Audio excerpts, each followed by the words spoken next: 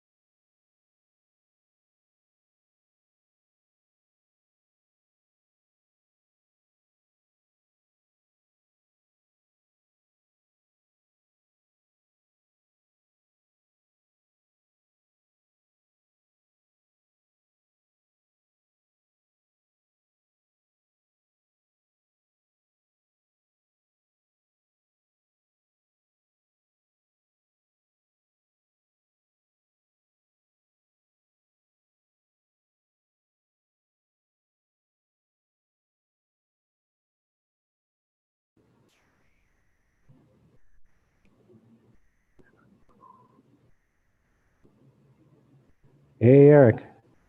How's it going? Oops.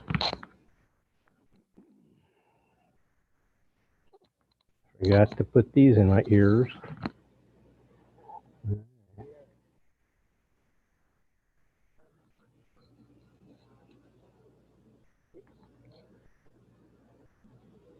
That's weird. It must have recorded me.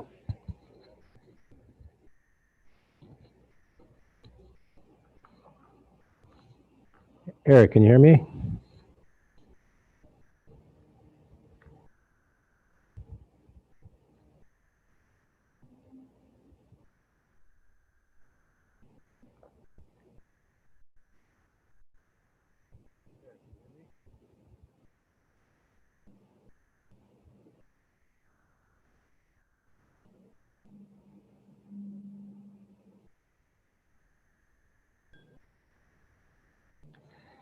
Hey, Al.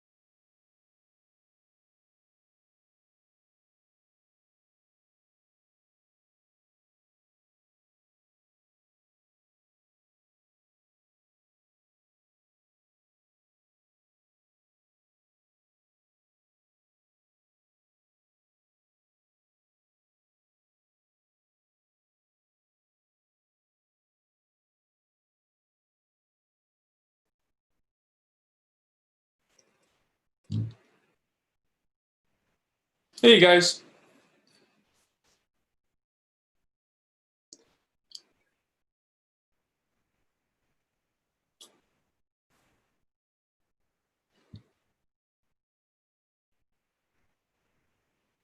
I can't hear you if you're, I think you guys are muted.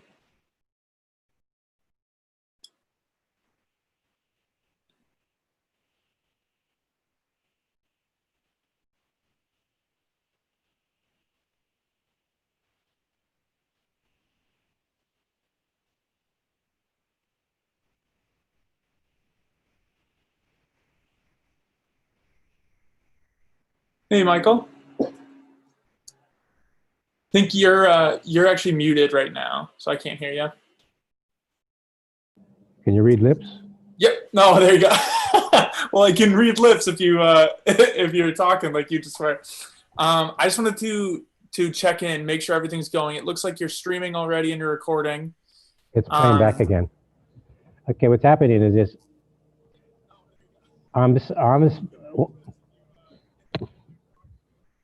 I said that about a minute ago. Hello? Yeah, but the streaming is playing back.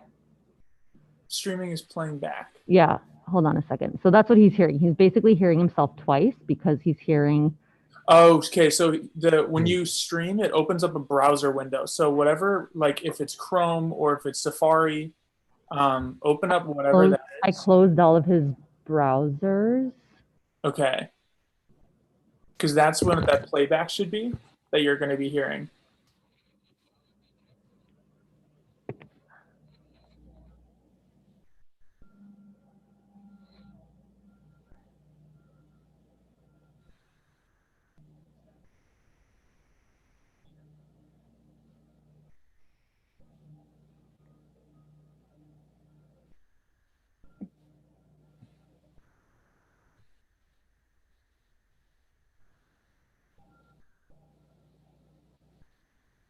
Safari wouldn't quit, but I force quit it.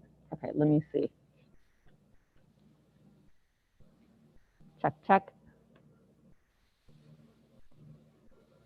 Can you talk, Kyle, for a second? Yep. This is a test. We'll just see if we test the feedback.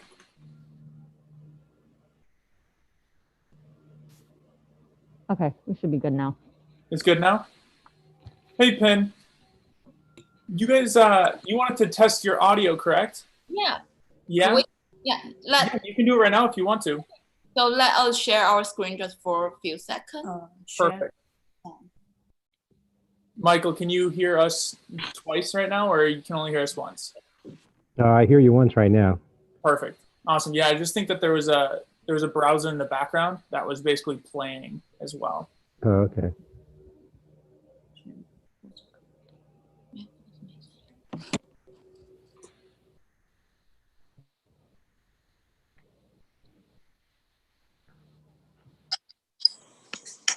Seems to be. I'm not sure how to get my virtual background to not be so fuzzy. Really?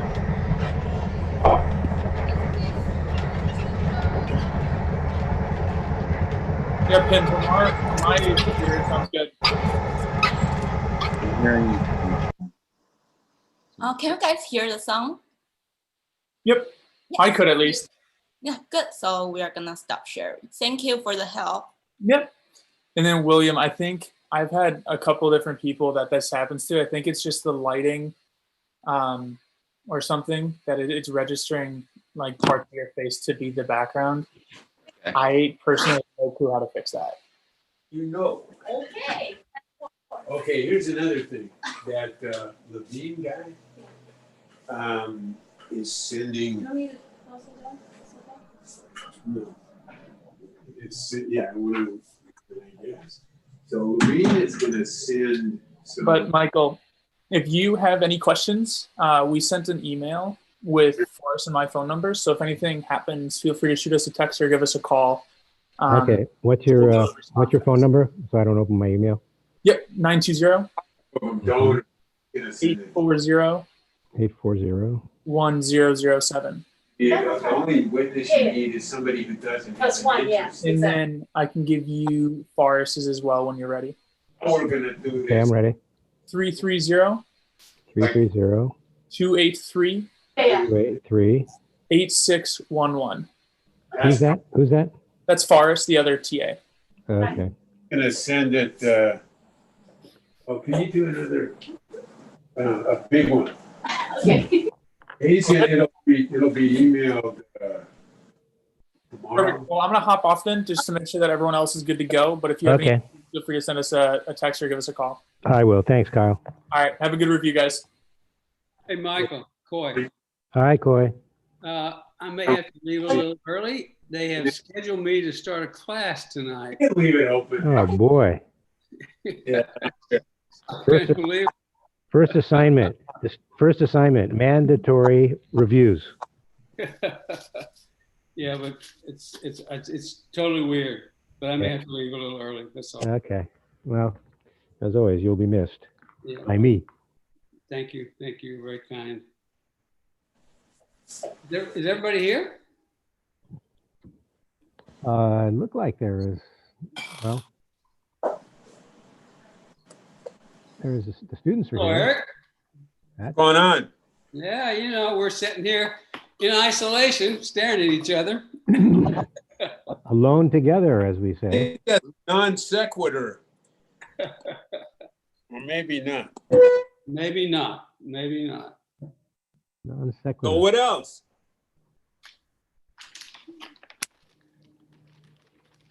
All right, so Group C.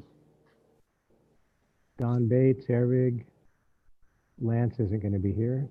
Carol Klein, Rachel, Marrikka, and Dwayne. We don't have any of our guest critics yet.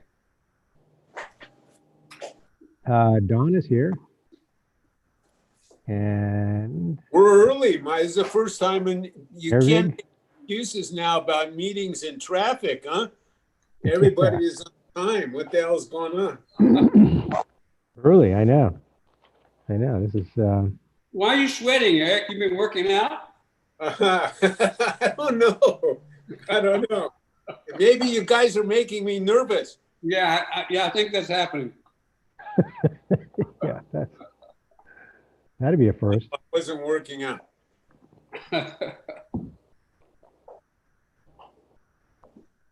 Is that a virtual background or are those real books? Yeah, I'm a faker. No, they're- Baker. I like Baker. I read most of them. At least I hope. It's in my office. I know. Yeah. Yeah, I was intimidated when I saw Anne Bergren's library when I first met her. And I was just staring at him. And she says, no, don't worry about it. That represents my aspirations, not my achievements. But it's true. Yeah. If I would have half the stuff in those books in my head, I'd be in much better shape. I'm going to take off for 2 seconds, okay? There's no hurry, right? Yeah.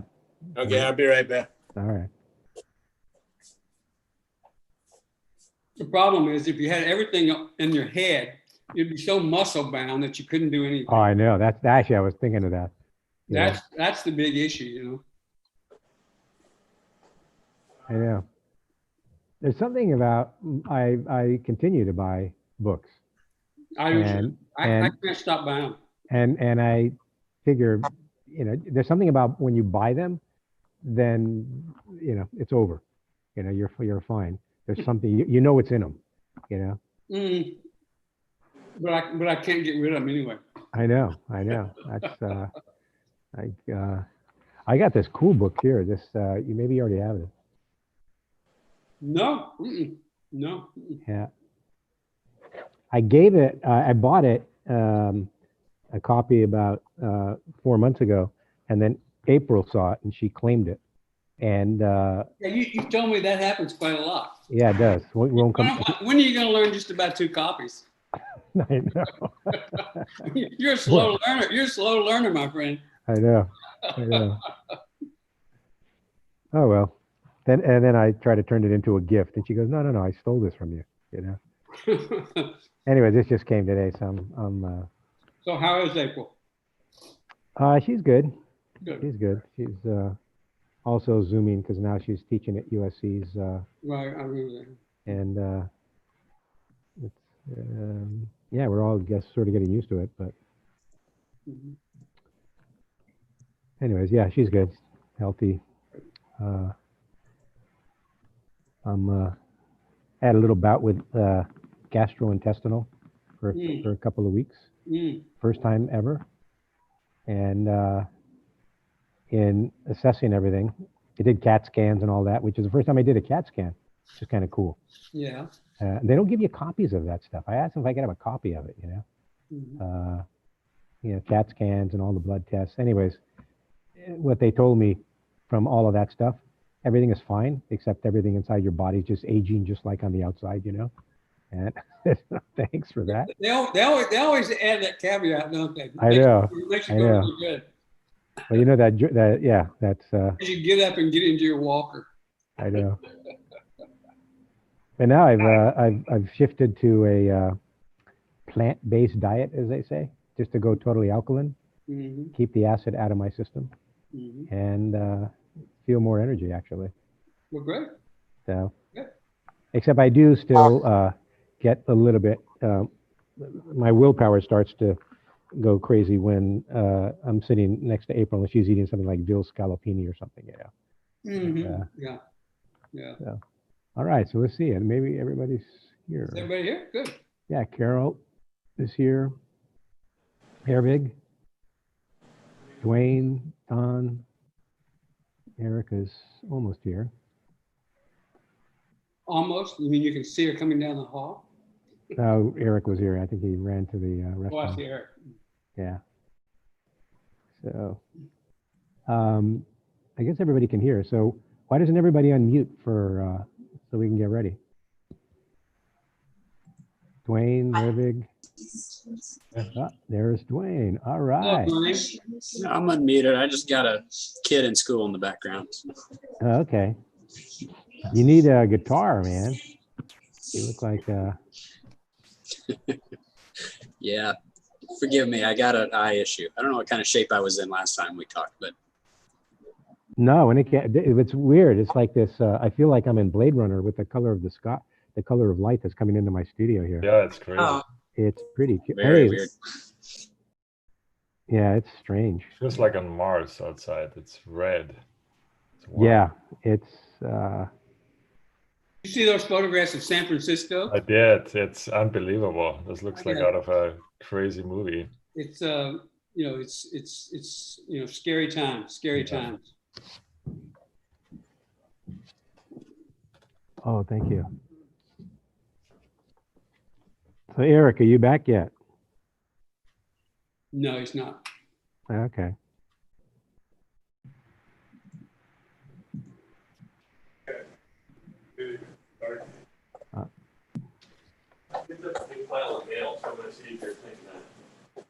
Which one? You mean the emails? No, the mail from the product. So I'm going to see if the voter thinks it. Oh. Yeah, that's possible. Hey, Dwayne, Yes, sir. well, you must know because you're such a great guitarist, Mark O'Connor. The Yeah, music? of course. Yeah. The many-time Winfield flat picking champion. Yeah. He's really a violinist now, but yeah, of course. Yeah, that's why I've actually listened to him on violin, and I've been actually searching for him playing the mandolin, and because I love the mandolin. Yeah, every time I listen to him, I'm thinking of you. You know? Yeah, he's one of those few people who went from kind of parking lot picker to a genuine composer, you know, and writer of music. Learned to read music later in life. And not many people do that, but he did. Wow. Okay, so Eric is back. There. Okay. Oh, we're waiting for somebody or other, right? No, we're ready to go. We're ready to go. So, I'm going to say a couple of things, and then we can let everybody introduce themselves. The reviews that we've had so far actually have been really stimulating and a lot of fun. And Eric and Coy and I have been on all of them. Dwayne has been on one of them. And I think one of what made it really Marrikka was on. And I think what was really wonderful was they were really true dialogues. Because we've all been teaching for as long as we have, and we all know each other. You know, maybe it just comes with experience and age, is that we begin listening to each other and hearing things that open our minds in ways that get us stimulated to then speak about what's conjured in the mind, as opposed to what we might have said anyways. And so the conversations were you know, sometimes they moved into debate, which I think was good, but the debates were also focused on the ideas that were in the work and the ideas that were sort of spawned as a result of hearing the students talk about the work. So I'm looking forward to the next few hours of continuing that the dialogue. So with us is Coy and Eric, in my mind, very clearly two extraordinary teachers and people that have helped make SCI-Arc what it is. And then we also have Dwayne Oyler, one of the great young teachers at the school, and Marrikka. Marrikka, are you with us yet? Or are you on another jury?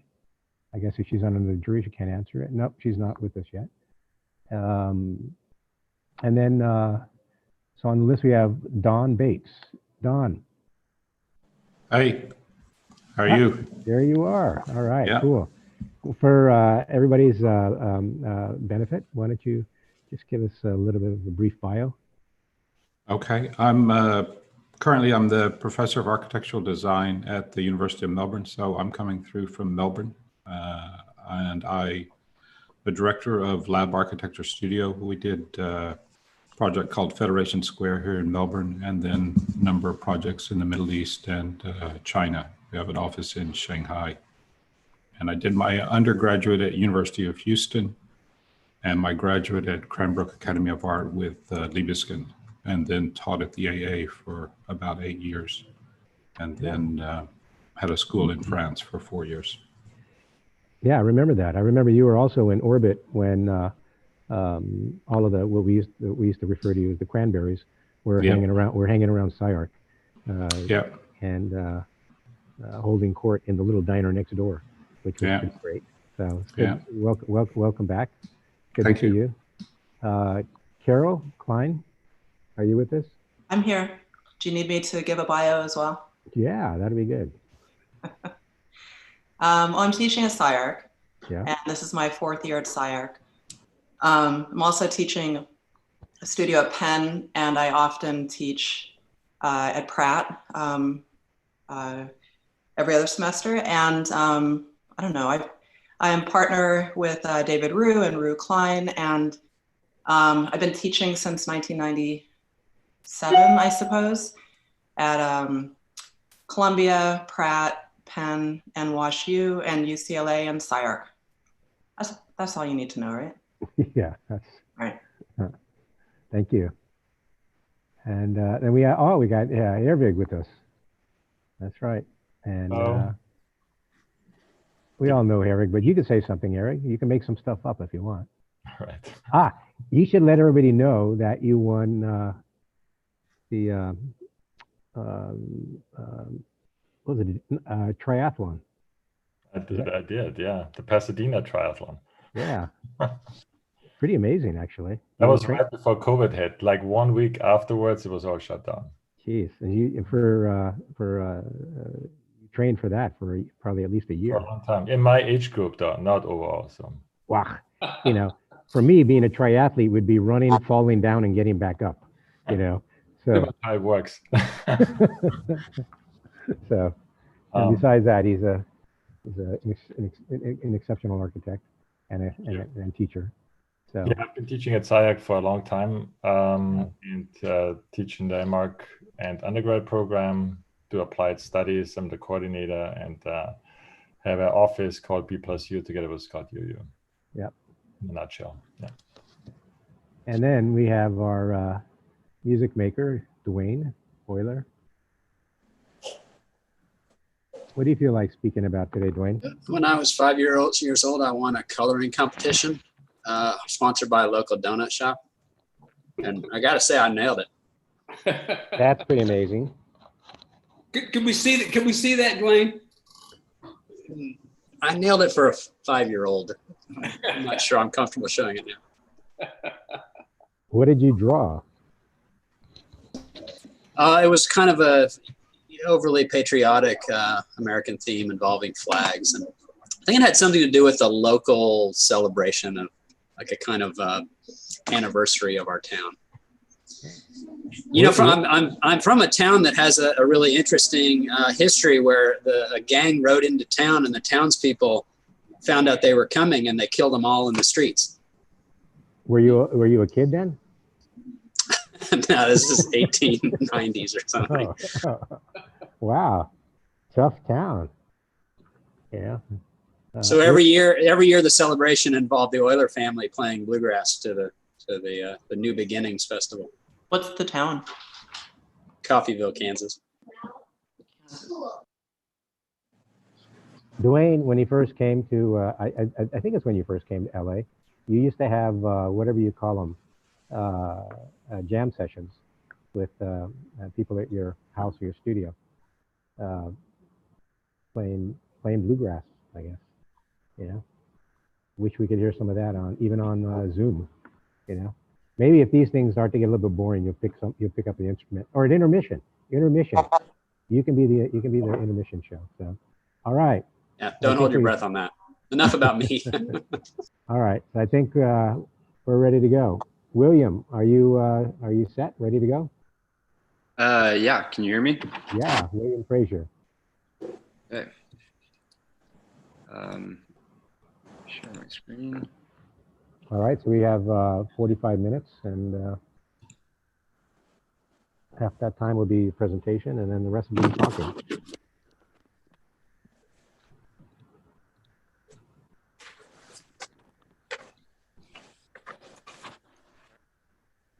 Hi, my name is William Fraser, and the title of my thesis is Form Cubed.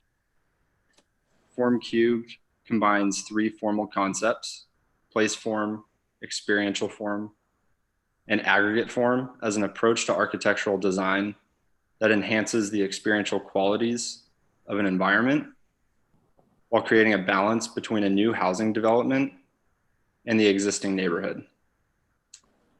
This thesis evolved from a desire to explore a design strategy that questions community intimacy rather than simple economic efficacy. The project that allowed me to develop this thesis is located in Austin, Texas, which historically has had three major nodes of importance: the University of Texas, the state capitol, and downtown Austin. The location of my site in East Austin has, up until the past 5 or so years, been primarily composed of single-family residences and smaller community-focused businesses. This area is now being replaced by massive block apartments effectively removing the character of the neighborhood, as well as how people engage within this neighborhood. These additions take shape as autonomous boxes that maximize built footprint. The experience of the pedestrian is often restricted to the sidewalk, while residents circulate through endless, isolating hallways. Rather than say that multi-use buildings don't belong in this neighborhood, I decided to design a multi-use building with place form, aggregate form, and experiential form at the forefront. By drawing on certain contextual moves of the surrounding neighborhood seen here in these images, the geometry of the building unfolds as a diverse set of experiences. Organizations within this proposal become more nuanced and unique, as opposed to the typical layout of a housing development. Enlarging the profile of the sidewalk creates more intimate public space for the community to gather within the building. And organizing groups of apartments around more private plazas and courtyards allows for exterior circulation to the units, as well as an inward focused community for the residents. Collectively, these strategies produce a continuously unfolding diversity of experiences. This section through the site shows how the hierarchy of these spaces is arranged, with the larger plazas located here in the center of the site. The smaller courtyards here and here provide circulation and gathering spaces to clusters of apartments. And the exterior of the building is periodically left open to the street to invite the surrounding community to engage and gather within the building. And then these views show some of these interior spaces. So here is a breezeway that's open to the street that leads to retail spaces. Here is an outdoor gathering space off of the sidewalk that allows for the community to engage with the building on the exterior. And then this view shows one of the more private courtyards that leads to a cluster of apartments, as well as one of the interior units of these apartments. And then another unit that shows how like the dynamic flow of the roof produces uniqueness within the building. And that's it. Thank you.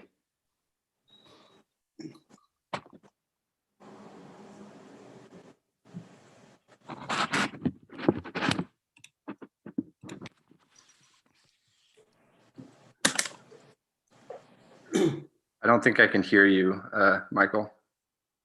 Sorry, I had it muted. Oh, I see. I'm looking at the cascading space, and it seems that the volumes move similar to what your intention was also when planned. So it's almost like the space is moving through in a three-dimensional way. Is that a correct reading?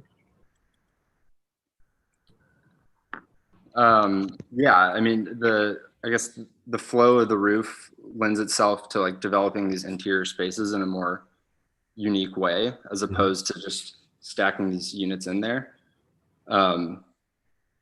So, you know, by following certain creases and folds in the roof, you know, you get different introductions of light, different structural qualities. Some spaces are single height, some spaces are double height. And so, yeah, that tries to like kind of go with the nature of the roof. Okay, let's open it up.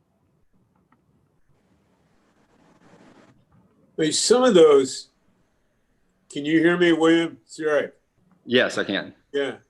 So some of those discussions about the making of the space and the form of the space, one issue would be, and I think we talked about this once, did you get it right?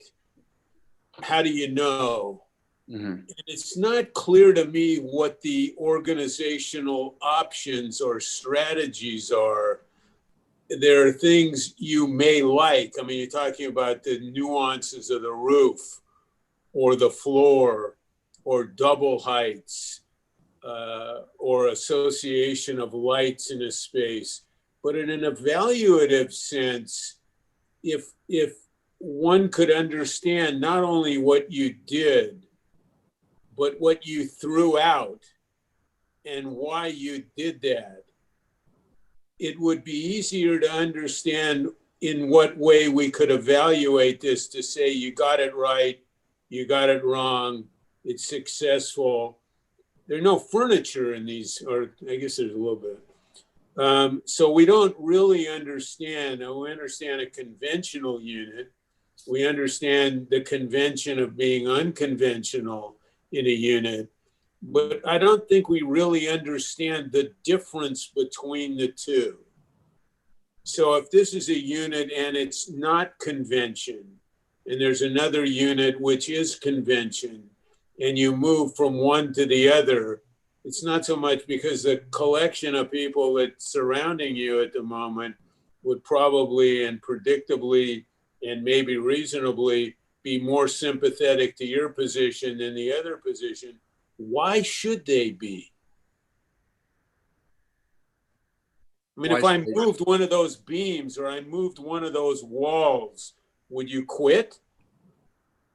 In other words, what is there that obligates the shape and the form and the use and the content? How do we know how you arrived at this thing? What's the spatial argument or the conceptual argument or the programmatic argument? How do we know? I mean, I guess the spatial argument was that by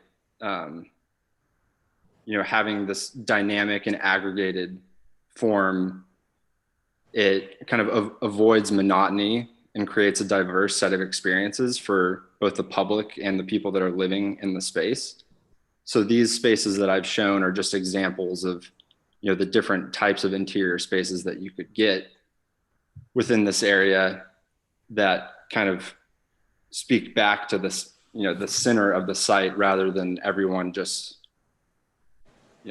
like the attention being towards the street.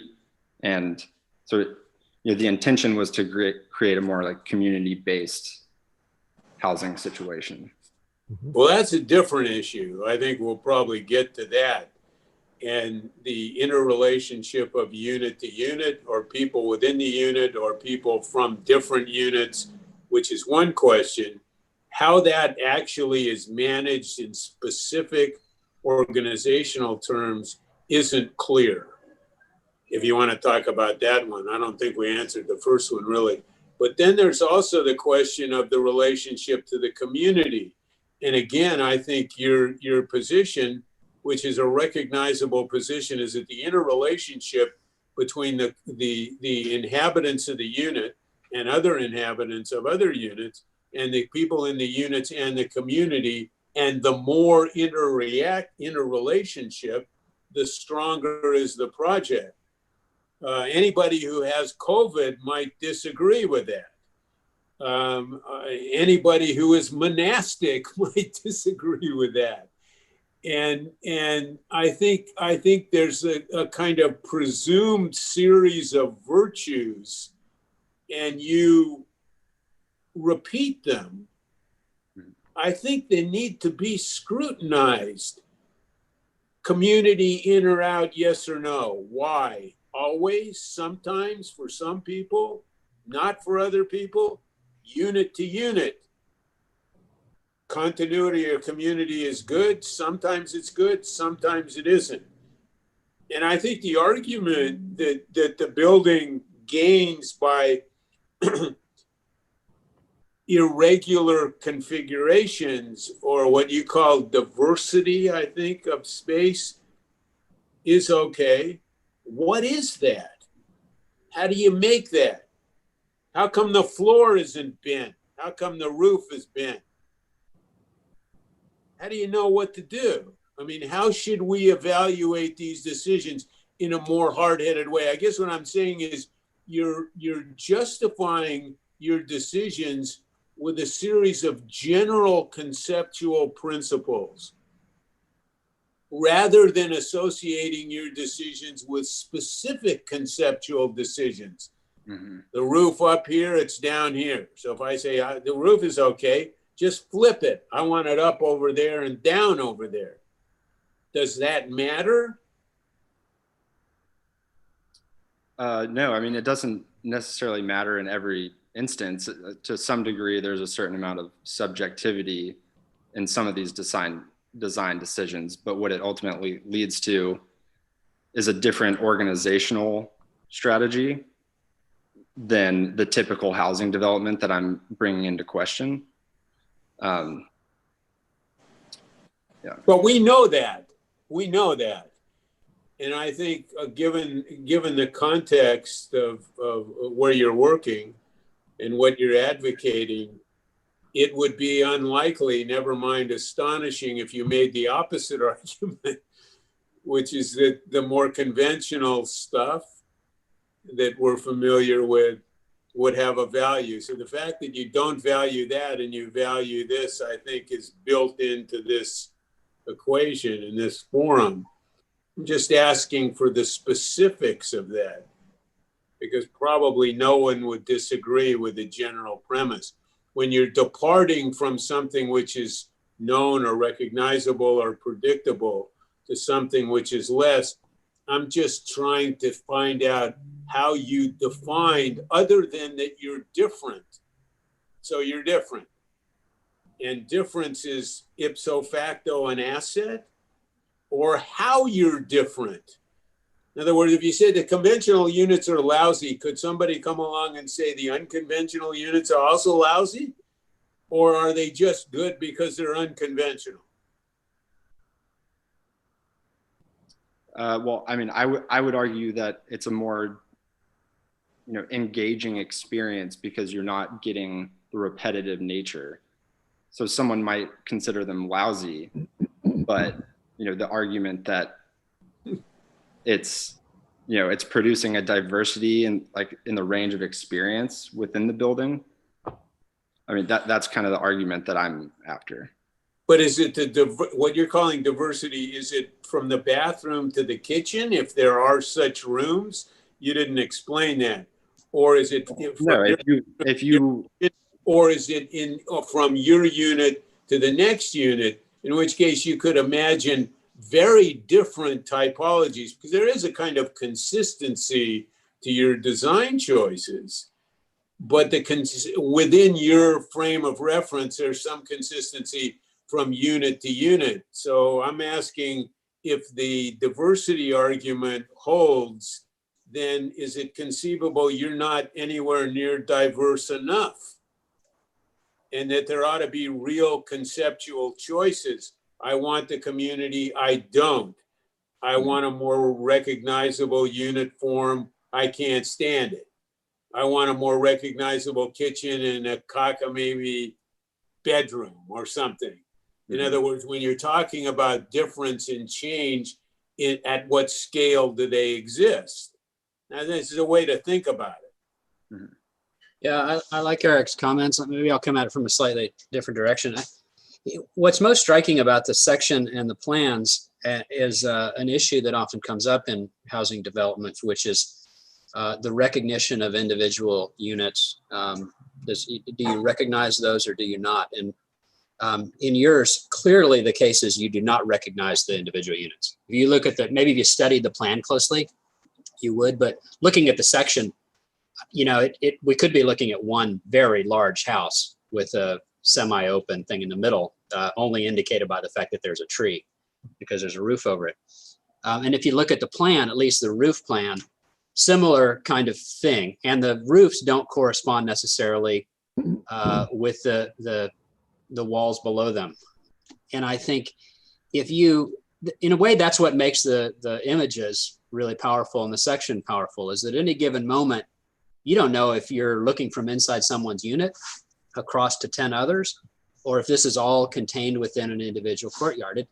All of the boundaries between them get blurred. And I think that your goal of of sort of making a community out of this, or a kind of cult compound, works very well spatially. I think that in a way, that's the argument, is that you want that kind of community. I think part of what Eric's, at least my interpretation of what Eric's asking for, is when you make those kind of decisions about there not being a correspondence, not being a reading of the units, not being a correspondence between demarcation of space and what belongs to who, those could get much more specific. For example, you could say, I don't ever want them to correspond. I want there to be 2 units, and I always want that roof to suggest they're part of a single space. Now, on one hand, you don't want to play that out 10,000 times, but to understand the basic principles of where inflections might happen or space gets blurred between things would be a guiding set of principles that might help us judge the decisions you make. I think that spatially it's really interesting. I just think you articulating a little bit better in ways that would allow us to kind of help and drive the scheme in more specific directions would be helpful. But I did like the fact that I thought your presentation was very clear. I like the fact that you were more explicit about this is not an economic argument. It's something that I kind of harped on last time.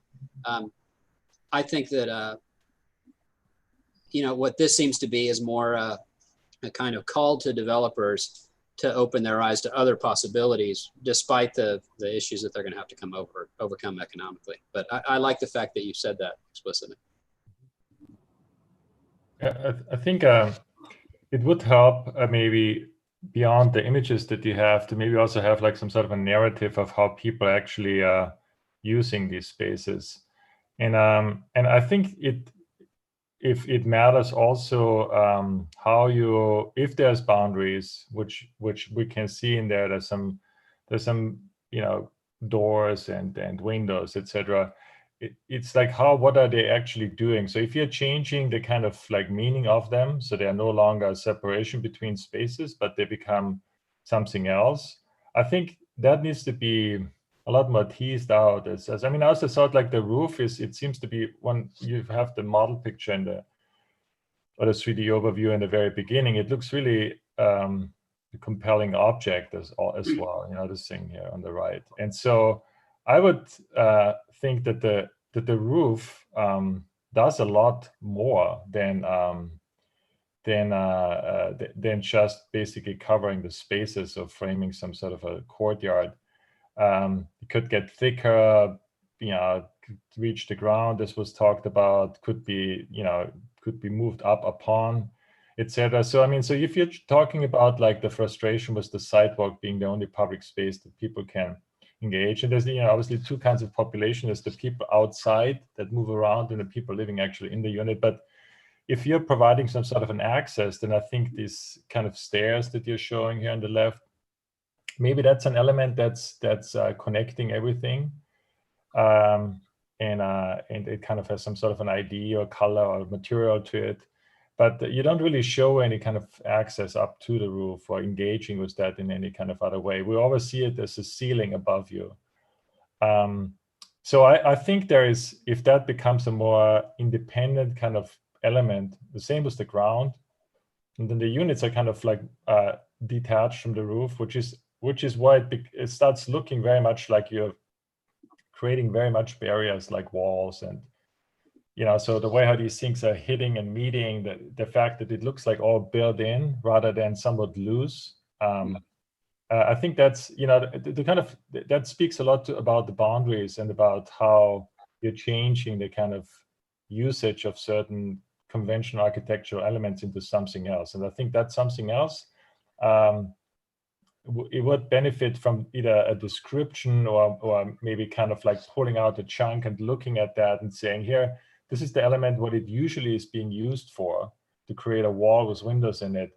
And here, this is what I'm doing with it, kind of the change of that. So we can, kind of evaluate like how you're using these conventional elements and kind of like turning them into something else, to the benefit of having some sort of a more a different way of living together. And I think that in combination with some better description of how people actually, is this a communion, like, people living all freely in one space, or it's like, how is that really thought of, like different models of living? I think there is models like this where people think about different kind of like communities, a different thing within the house. And so how could that work, and how does it manifest itself in architecture? And what are those elements exactly in your project that are kind of like markers for that kind of change? So I think in many ways it's a really successful project. In other ways, it's like there's a lot of these kind of things. You're closing, it's very hard to read them when you're inside the building. You know, it feels a lot more, yeah, for me at least, more suggestive if we're looking at the section, if we're looking at it from the outside. Yeah, William, I think the comments are pretty much to the point. They trace back to something I said a couple of weeks ago to you. You need another year, in the sense that to develop the project and to develop the sort of in-depth understanding of your intentions is really what's being asked here. So this sort of documents the thing as a kind of object that you sort of are grabbing hold of with regard to some conceptual concerns, but the demonstration of the merits of that is a little bit underdeveloped.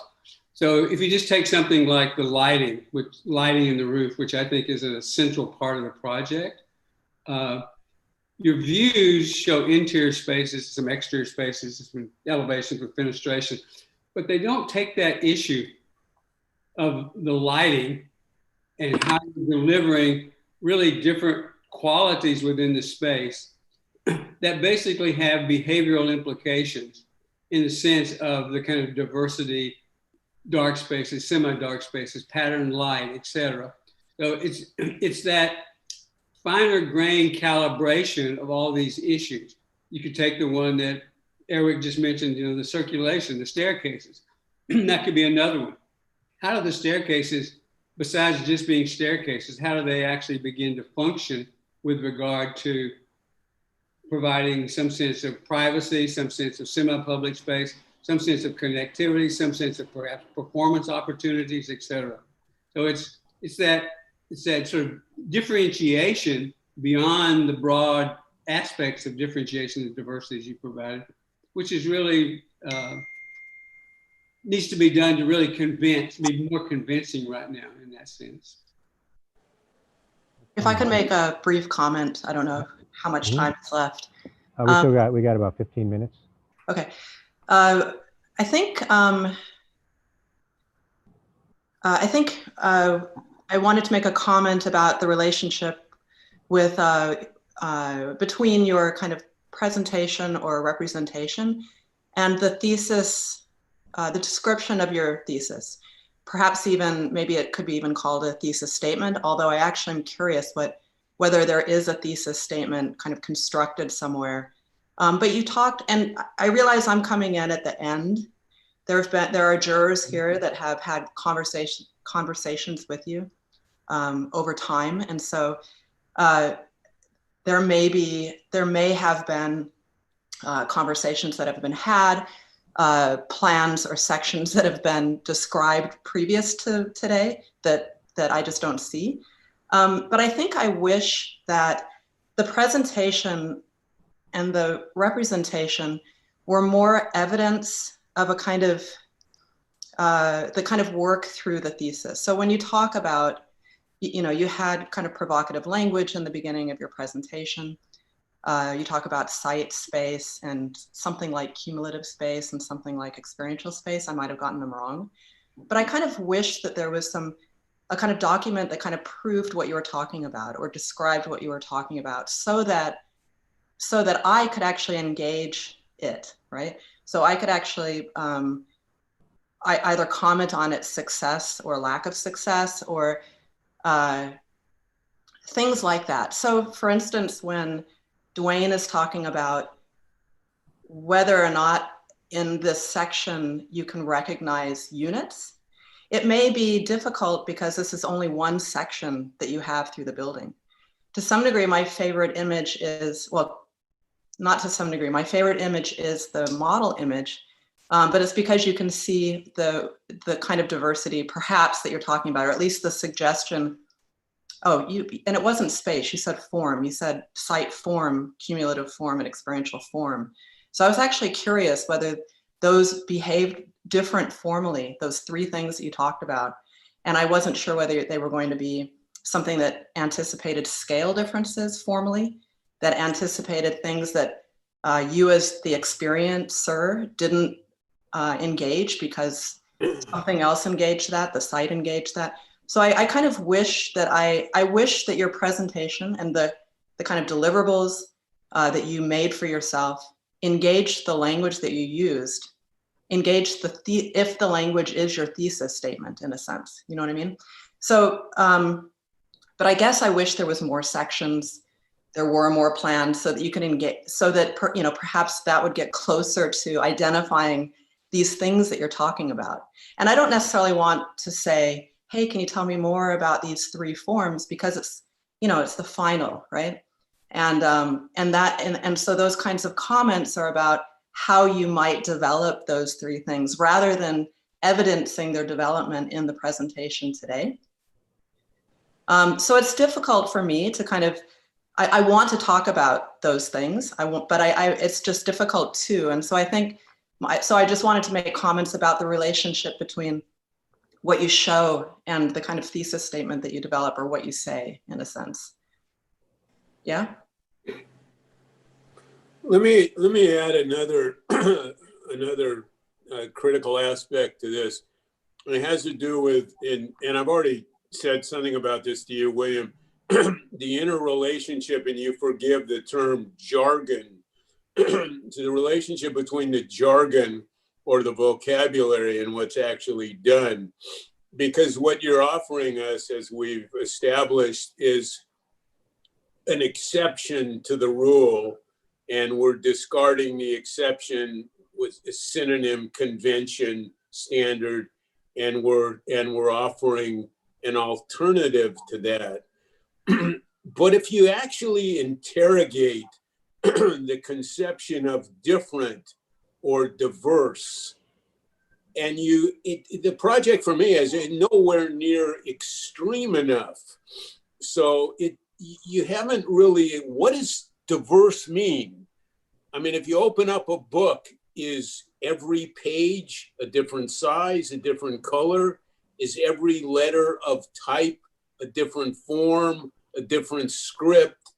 And to think about it conceptually, it wouldn't have to, it could be a film, it could be a text, could be a painting, it could be walking down a sidewalk.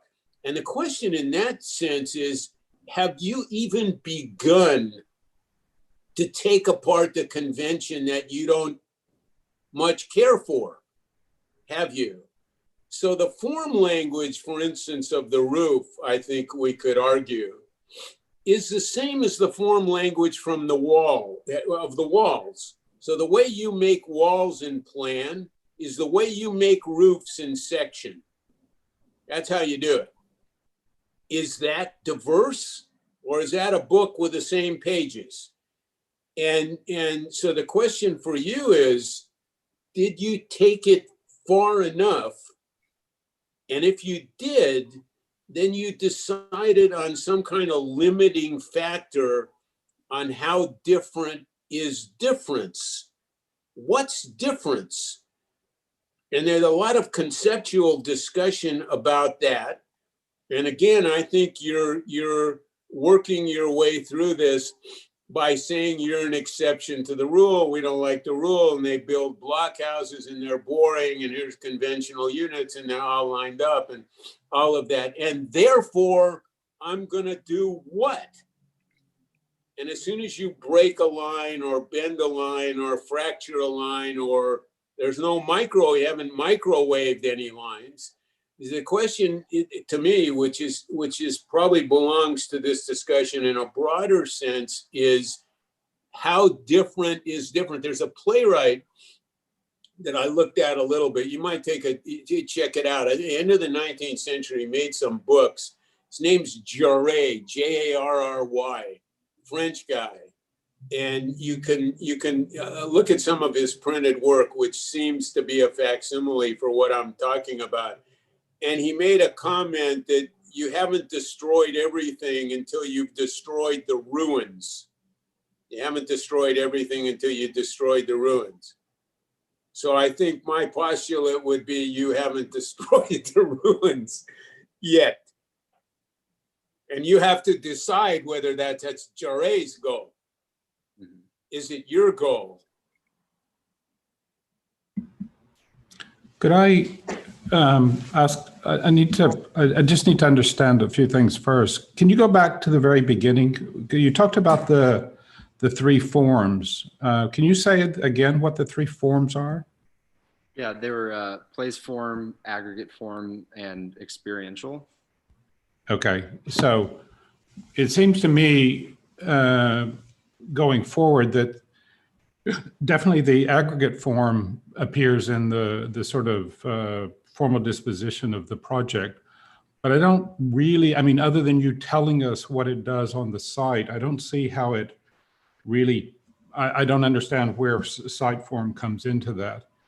And then relative to experiential form, you know, again, you don't really articulate. I mean, clearly there's a different sort of experience of walking through because you have lots of stairs and balconies and transitions and such, but you don't really articulate what is the difference of that experience. And is it really profoundly different than the one across from it? The thing that I think is particularly missing is, because if you go to the next image, maybe it was, yeah. So no, sorry, go back. Yeah. So that's what you're setting up as your counter argument, but you don't even, we don't have anything that tells us what the experience of these places are. I mean, how do I get to that upper balcony on the third level? How many staircases and hallways and corridors and left turns and right turns does it take?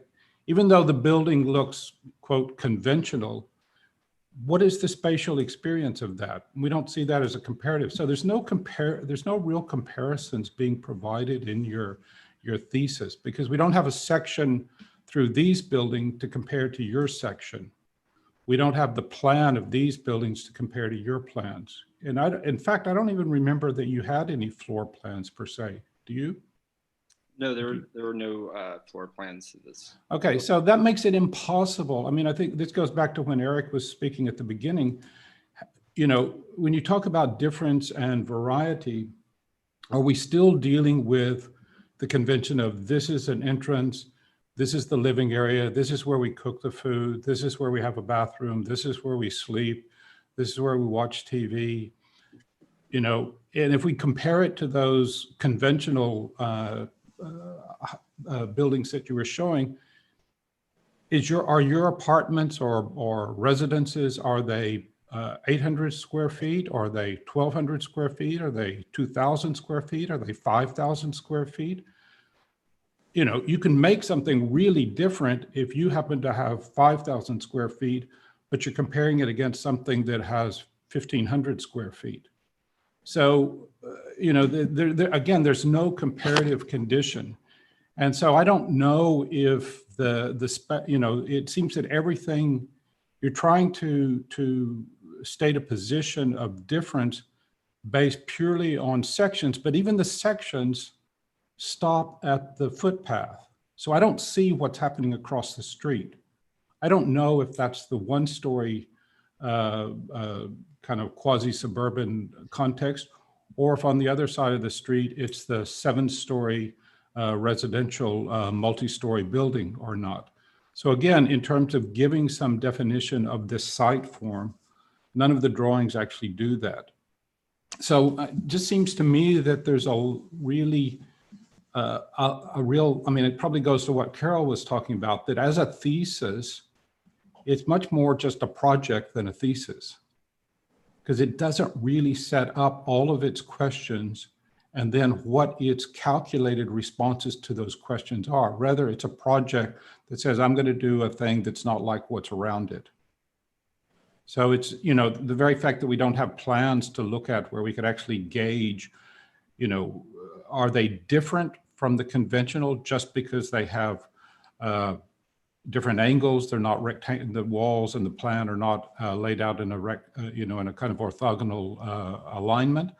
Or are they different because they really challenge what is a living space? What is a place that you sleep at night? What is the relationship to your neighbor in terms of the, do you have to go down a long corridor to get to the bathroom, which actually happens to open up into somebody else's courtyard, so that your relationship changes between where you live versus where somebody else lives. And as was said also by others, that question of demarcation between what's mine and what's somebody else, if we were to color code this, would we be able to readily or not differentiate apartment A from apartment B, from apartment C, from apartment D?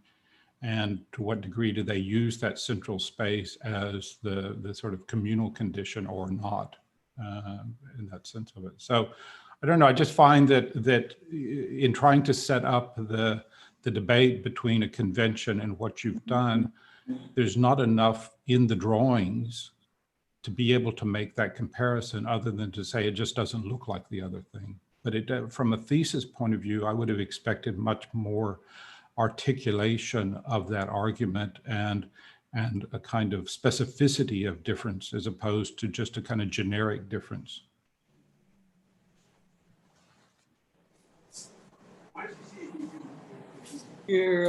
Michael, you're muted.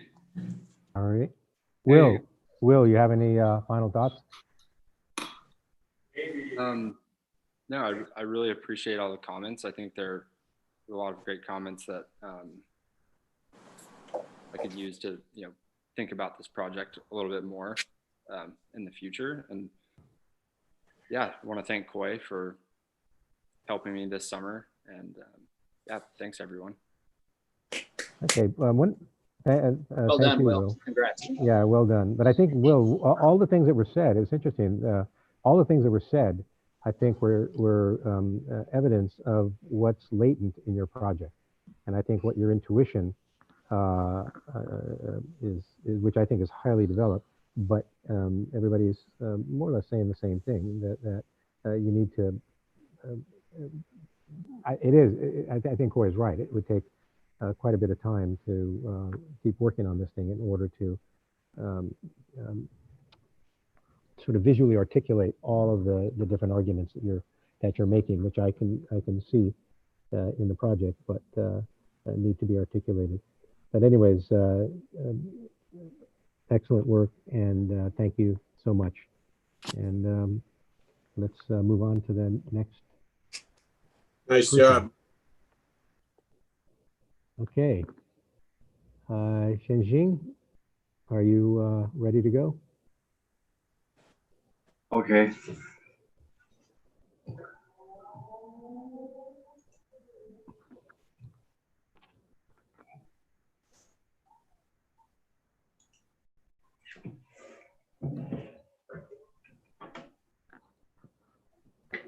Hi everyone, my name is SHENGXING. My thesis topic is reconstruction of the building. This is my statement. The statement is how do the old building and the new building fit together, keep the history, the style, and the old, new, modern style, and building the material. Yeah, this is a location from Los Angeles downtown near the Stanford board. Yeah, this is. Yeah, it's surrounding the building. Yeah, for this is stairs. Yeah, we designed the new building here. And the structure and the detail. Yes, it's standing floor plans and size model. Yeah, this is functions of the building the material and the new building the material. function is this color is apartment, and for this is hotel. Yeah, for this the species in the old building is very small. It's very small. So the function design for the computer center.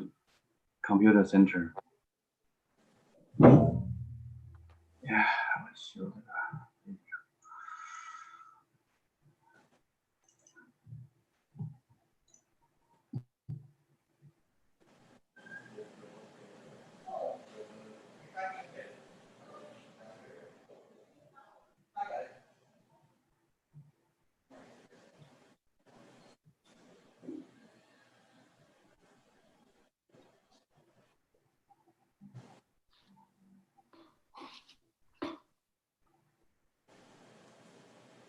What's happening?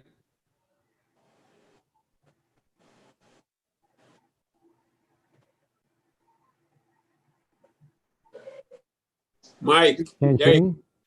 yeah, King? now it's Hi. couldn't hear you. There's no video playing.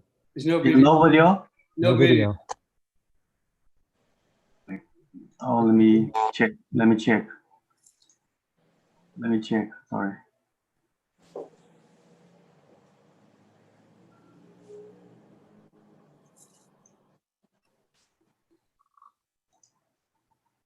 Now?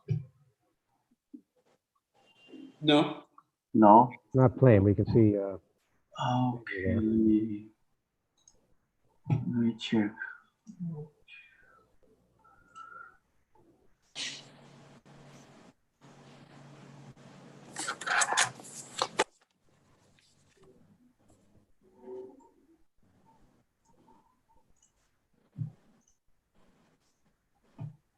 There we go. Okay.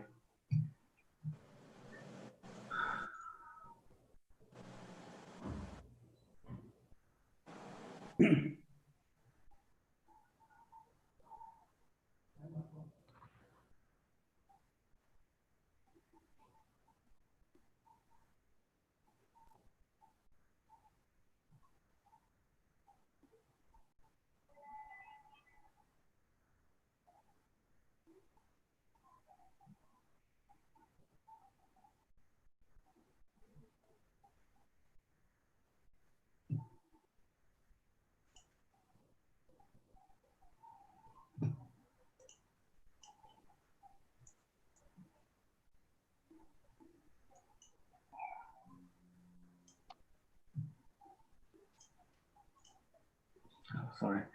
Yeah. This is the if it's the diagram.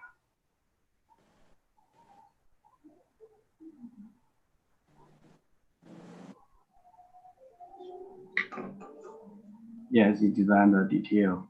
The geometry of the building come from the surrounding buildings, from the surrounding the building here and here, here, here and here.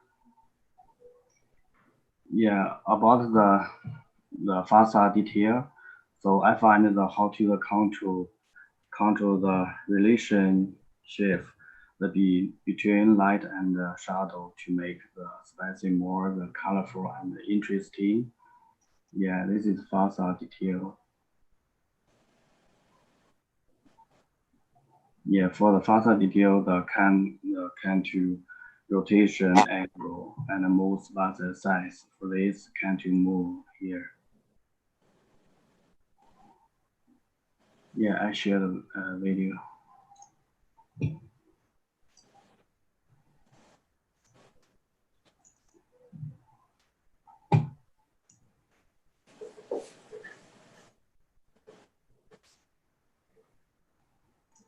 Video is not playing. Yeah.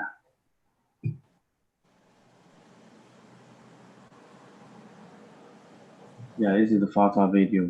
The can to rotation angle. While we're looking at this, can you speak about how do they move? What makes them move? Yeah, this is can to the machine to control to move. Maybe like show again. Yeah. some of the machines inside to control.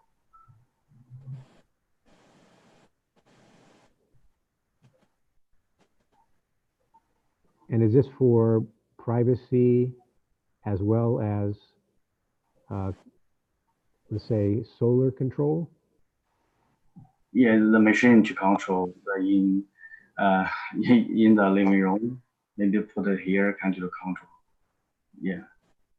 But the reason that you want to do a facade like this, why do you want to do a facade that moves? Just that I want to control the shadow.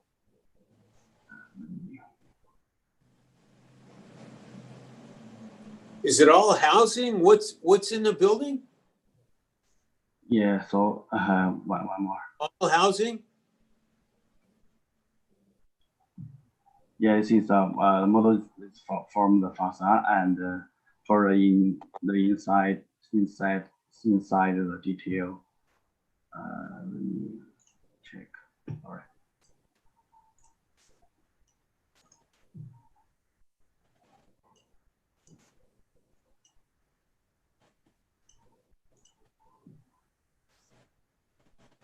Can you answer some questions while you're? Yeah, let me show. All right.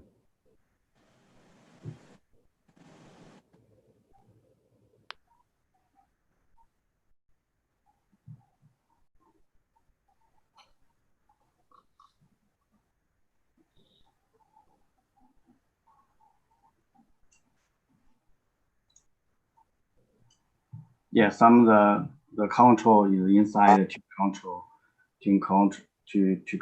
the facade detail to move.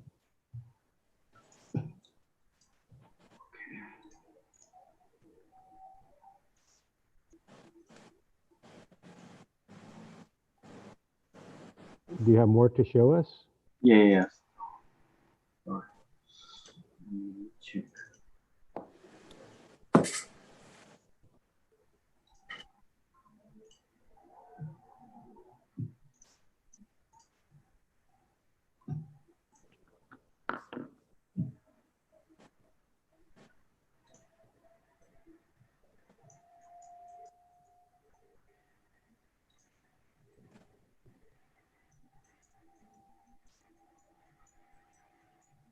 Yeah, this is plans.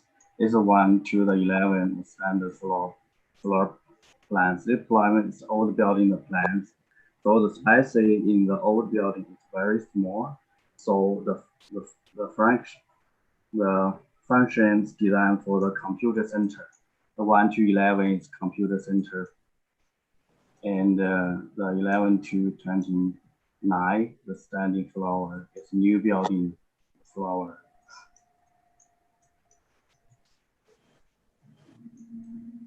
And the 29 to the 37 floor, and the very high tower plan.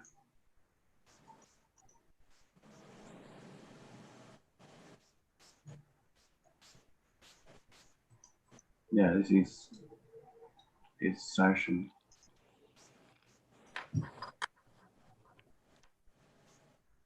Okay.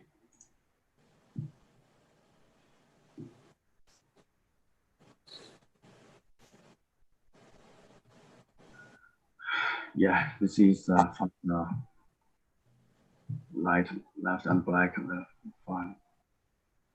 Yeah, this door.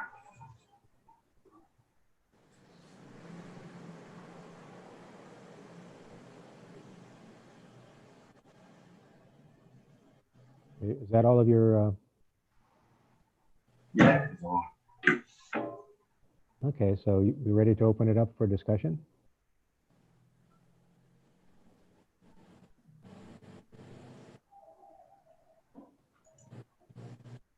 Is there any more you want to show us, or is that everything? Yeah, it's right. Yeah. Okay, so let's open it up for discussion.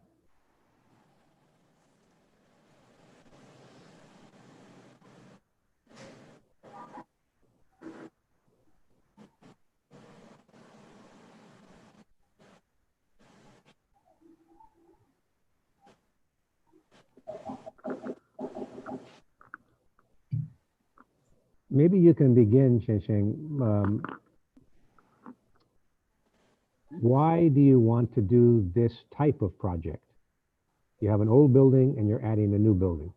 Why do you want to do that?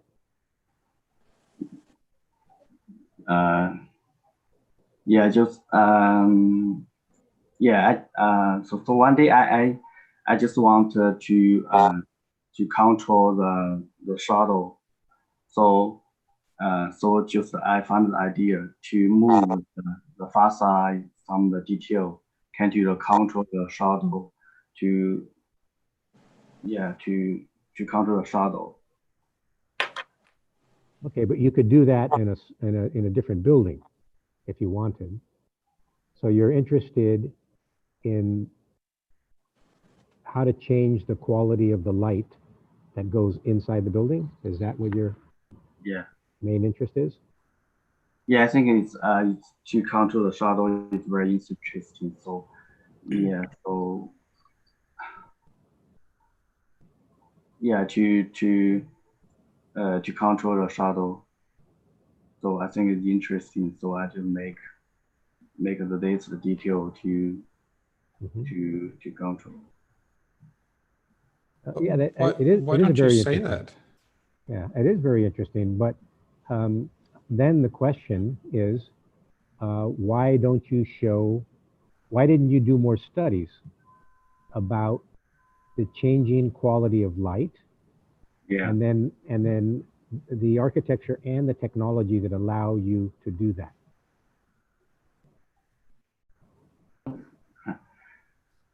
Did you study any other ways to make the shadow besides what we see here?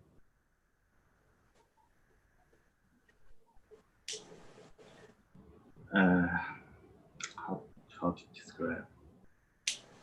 Mike, I mean, Yeah, go on, Eric. there are two ways to talk about this thing, frankly. One is what's missing in the conceptual strategy for the project, which was the first question you raised. There's an existing building. It looks like there are three other buildings. It turns out to be one building that's positioned on top of that. So you can do that. The question is then, does the three, which is one, slip within the old shell and you keep the shell? How do you put one building on top of another? Because if you look at the plan that he showed, the plan of 1 to 11 or whatever it was, doesn't show the imposition of, and this would be easy to do, old structure is black, new structure is red. Do they overlap? Do they run counter to each other? All of the pieces that are continuous in a building like that, stairs and elevators and structure and all that, what's the relationship between the old one and the new one? Yep. And the question you ask is why, of course, is related to that. But there are a number of ways of dealing with those issues. And frankly, I don't see any evidence that that series of problems has been addressed in a serious way. So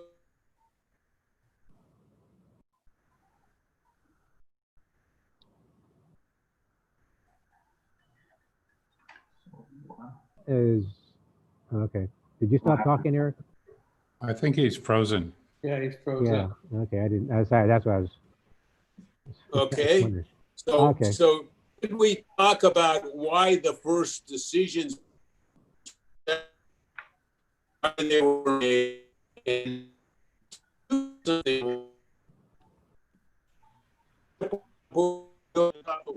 has to be a way to do that. It's an architecture project. You're building something. So you don't show that you're interested in the window wall, curtain wall. What's the shadow good? Eric, can you hear me? You're freezing. Your voice is freezing, so it's not continuous. Maybe turn off the video to. Yeah, turn off your video, Eric. I'll turn off my video. Eric, can you hear us? Can you hear me? I can hear you.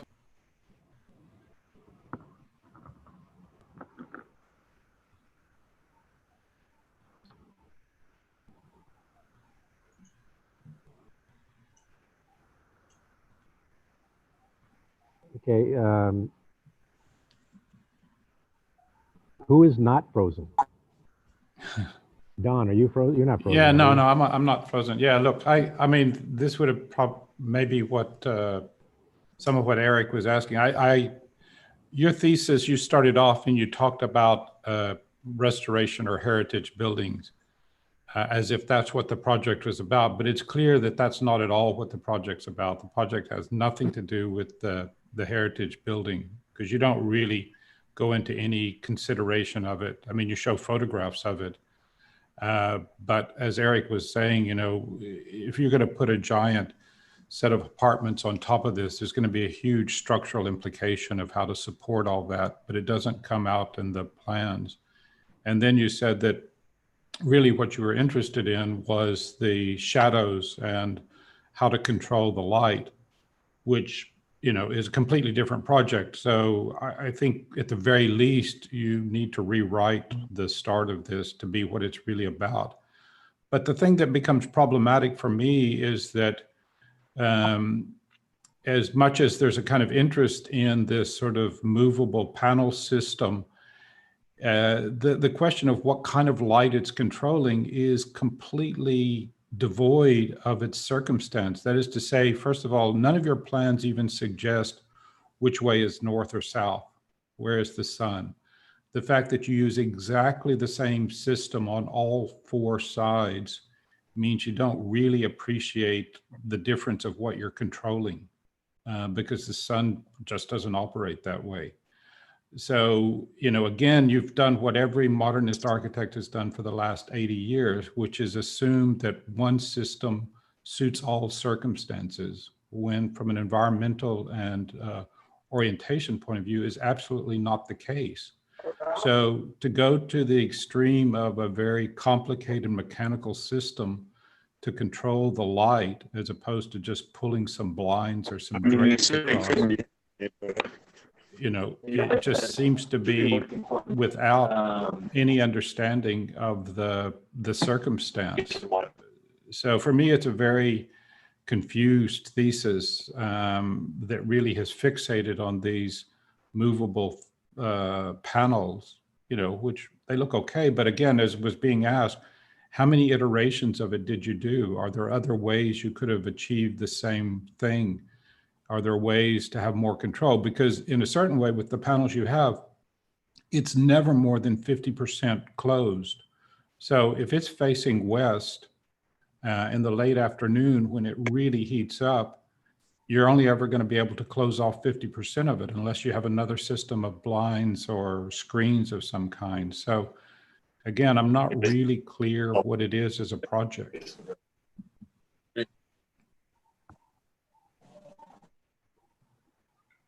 Yeah, it's really tough to know how to talk about this. I think we can go in a lot. But FYI, I sent Moss a private note to say we couldn't hear him. I think he's still going. He's still going, yeah. I just wanted to say, I think, I can't again, a lot of ways into this, that it's hard to tell what,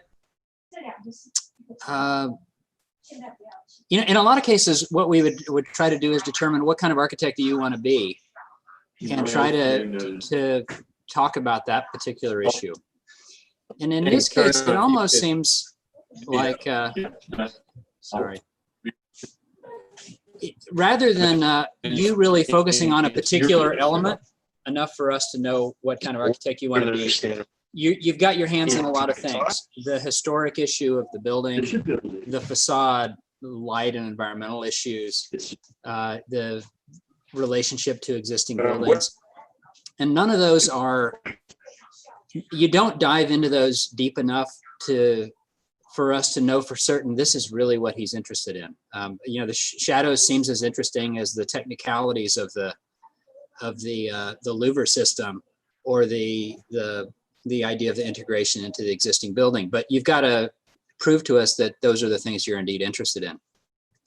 Having said that, I don't think that the goal should be that you become so specific that that's your only interest. At the end of the day, while a thesis should be specific, it should demonstrate to us your ability to kind of synthesize these things. into a holistic project. I think that's what architects do. So I think, you know, I don't know that that's very helpful, but I think what I would do is probably try to focus, you know, in your next project on one of those issues that says that's going to drive the project, that's ultimately going to be synthesized. If for no other reason, it will help those around you help you, and it'll help you dig a little deeper into a specific issue.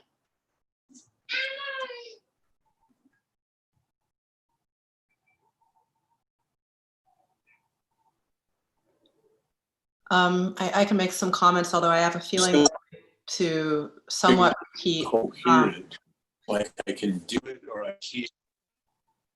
The comments that have already been made. The host can mute people if there's I forgot about that. Anyway, you know, now that the conversation has kind of I don't know, revealed that perhaps this image of the light moving through trees is perhaps driver might be too strong of a word, but it might be the most important image in terms of there being some kind of idea of where inspiration is coming from for any of the moves, for any of the decisions being made. And it occurs to me that perhaps there, you know, there were questions about how many iterations of screening were tested, but the idea that screens may have been iterative, there may have been lots of different ideas of screening, they may not have been necessarily just against the kind of curtain wall or at the kind of threshold of the kind of surface of the building, but they may have kind of moved into the building to some degree, so that perhaps some of the effects that are happening in the picture to some degree abstractly could have been achieved, or at least if not like achieving those light effects, at least you're able to kind of build up a set of conditions that could provide you some difference. And that may or may not be important to kind of have difference, but the fact that you have kind of movable kind of slats in the first place means that you're interested in these kinds of differences. But if these things engaged, not just that surface, not just this kind of tight surface, this of the building itself, it's kind of skin, but if it kind of moved in, or if it participated in any of the kind of interior moments, you may have been able to kind of think about the relationship between the kind of skin of the building and a kind of more deep interior, or the relationship between these kinds of lighting conditions. And again, like the depth of a building, where in these kinds of buildings, it can get kind of dark pretty fast. But also just the nature of the program, the nature of the spaces themselves, how adjacencies that might have been questioned, or scales of spaces that might have been questioned, or programmatic ideas that might have been questioned. So in the kind of development, or in the kind of investigation of just this moment, could have actually allowed you to kind of investigate many things in terms of at least kind of one scale of the building, but perhaps I'm overlooking other kind of scales and other kinds of questions that it could have participated in, or kind of infected a kind of interrogation to much more, many more aspects of the building, including maybe even its siting, which is definitely a big question mark right now.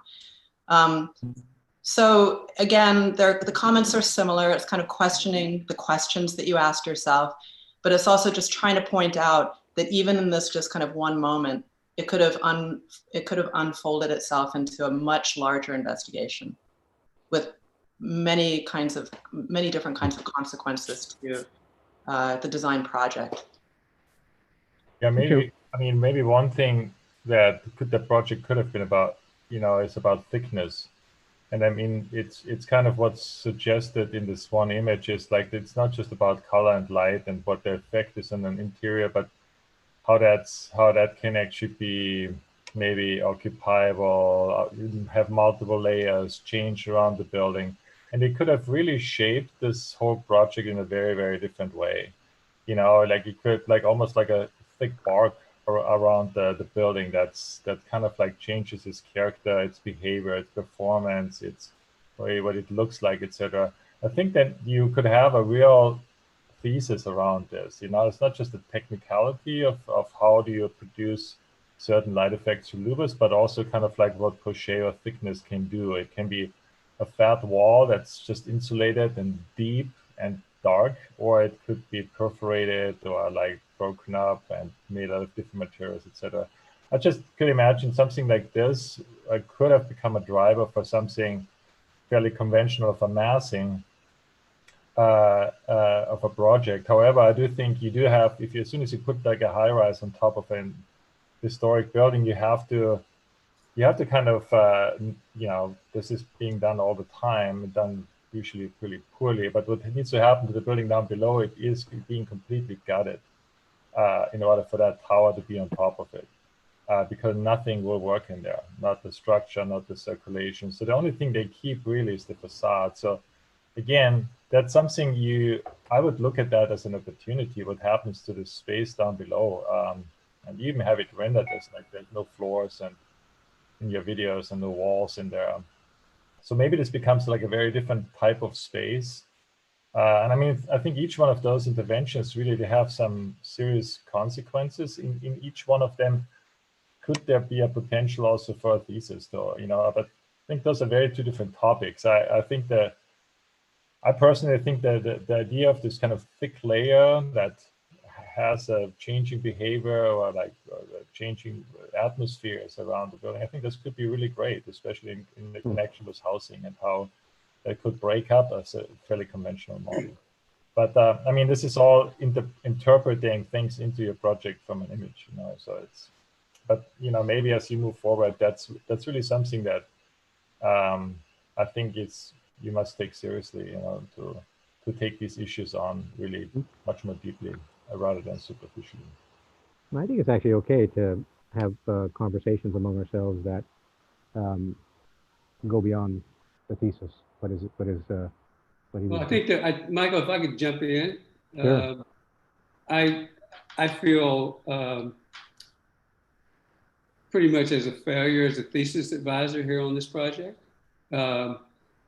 While out of, let's say, 10 issues you guys have raised, I know that I raised 8 of them. And I think that the issue for me has been really one of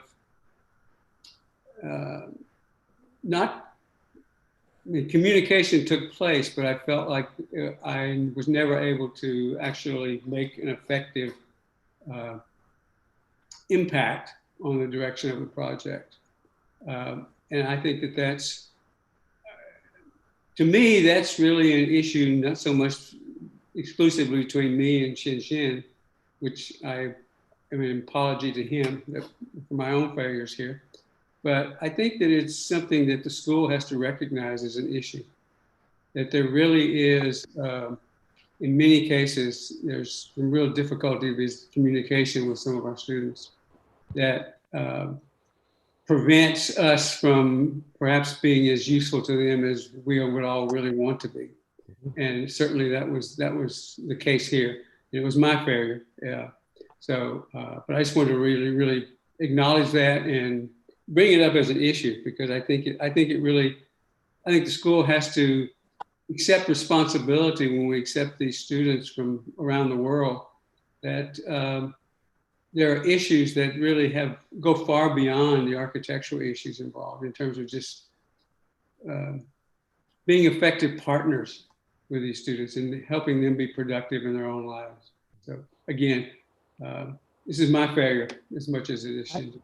Well, I think the communication problem is real, and it's not just about language. It has to do with whether or not somebody really even has grown up understanding what the nature of a concept is.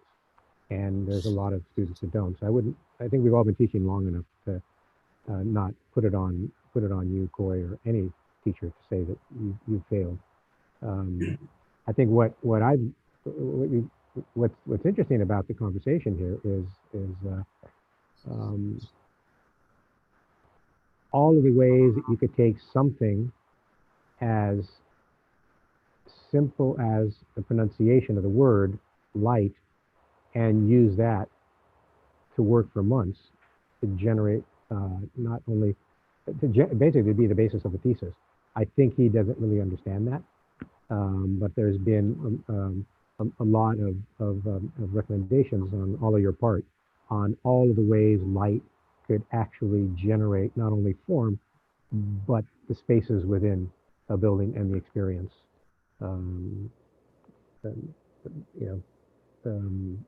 Yeah. So, anyways, perhaps we should move on. Mike, Yes, you're back. can you hear me? Can hear you now. Yeah, you No, talking on your? Are you on your phone? Yeah, sorry, it's a mess. The Edison, the power's out. I'm on a cell phone that doesn't work very well in a goddamn office. I'm sorry. I apologize to everybody. They say it's coming back on. So Edison is like Lufthansa is about as reliable. So I don't know. I try my best to listen. I did one. I don't know how much I missed. Probably damn near everything. That the proposition that was raised was a useful one, notwithstanding the delivery. And tell me if you can't hear me. I stop. Can you hear me? Yeah, it's just it sounds like there's a spring in your voice. You know. So that's a positive. I'll let it go because I don't want to make everybody struggle through it. When it comes back on, I'll jump in as soon as I can. Okay. Apologies. That's quite all right. So let's take it says right here twist break time. So let's take a 5-minute break, and then maybe Eric can get his streaming thing working. And right now it's 3:30, so let's reconvene at let's say 3:40. 3:35. Okay. Okay. All right. Thank you. Be right back.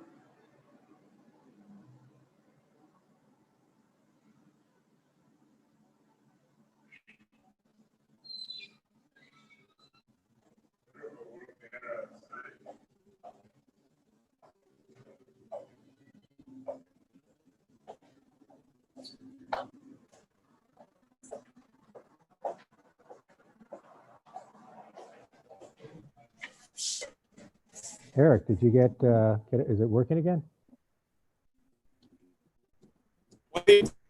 Like I'm using this thing like a cell phone. Can you hear me? Is it still the same crap? No, I can hear you really clear now. It's clear? Yeah. Okay, don't move. Yeah, don't move. So yeah, your whole neighborhood has a power outage? Yeah, you know where the office is, around the office is just up and down. It can't be because it's 100 degrees. It can't be because the buildings are packed and people are using power, or they're not. Therefore, Are you using Wi-Fi on your phone?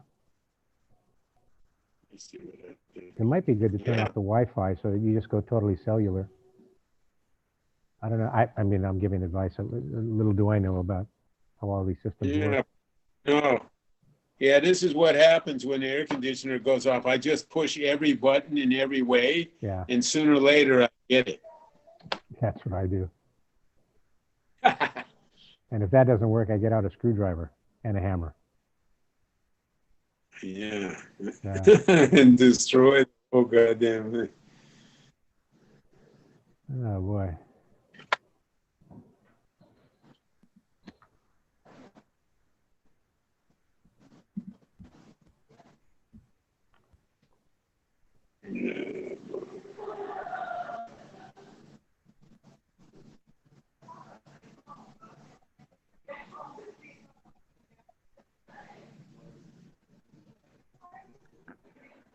Hey Don. Yes. Yeah. Are you around for the weekend? Are you going to be on other reviews? Or? Yeah, I'm doing so it's 8:30 in the morning my time. So I'm doing for me, is 7 a.m. till 11 a.m. slot, which I think is, it's this slot for the 3 days. What city are you in right now? Melbourne. Okay, yeah, 8:05 a.m. Hi Don, how you doing? Thank you for joining us. No problem. Florencia. Good to see you, Florencia. Nice to see you. Yeah. Thank you everybody for joining us. I see, hi Karel, hi Herwig, I see Dwayne there. Hi Michael, thank you for being a group leader. Yeah, pleasure. So yesterday we heard you're retiring from this job, huh? Yes, this is the last one. Ah, you get your life back, part of your life back, except yes. Your loving husband will keep you busy in other ways, I'm sure. Yeah. Stay. Yes. Yeah. So, Michael, are you in a break between students? Yeah, it said take a break, but Eric's power went out on his at his office, and so he went on to cellular. So we took a 10-minute break. Okay. So, excellent. How's everything else? Everything else? All the other reviews going fine? Yes, I'm visiting. I'm going in and out. You know, this is so fast. I don't move from my chair, and I go to many reviews. That's fast. That's like you have a scooter, you know. This is like teletransportation. How you say that? Yeah, it's like yeah, for sure. Disappear and then reappear. The phantom that you are. Don, how long have you known Florencia? You just. Well, I came to the reviews there in SCI-Arc maybe 4 years ago. And I think that's when we first met up, and then we were recently on a thing to do with IAC for a competition. We were in Barcelona, but we were not in Barcelona. We were not in Barcelona. Barcelona time. Yeah, exactly. Unfortunately, yeah, not real Barcelona. Yeah. Actually, one of the great pleasures I realized of doing jurying competitions and being at conferences was basically to see your friends. You know, people. Oh yeah. Well, that's why I miss Venice so much this year. It's the only place I get to catch up with like 90 people in 3 days. I know. I was at the Biennale 2 years ago, 3 years ago, whatever it was. But it was basically you spend all your time bumping into friends, which is fantastic. You know? Oh, it's the only reason I go. I mean, I hardly ever look at the exhibitions. Yeah. It's really social hour. Yeah. And who you meet on a bridge at 3 o'clock in the morning. I was surprised. My last time in Venice, I found an apartment that was off the tourist line, And I thought everybody goes to bed early.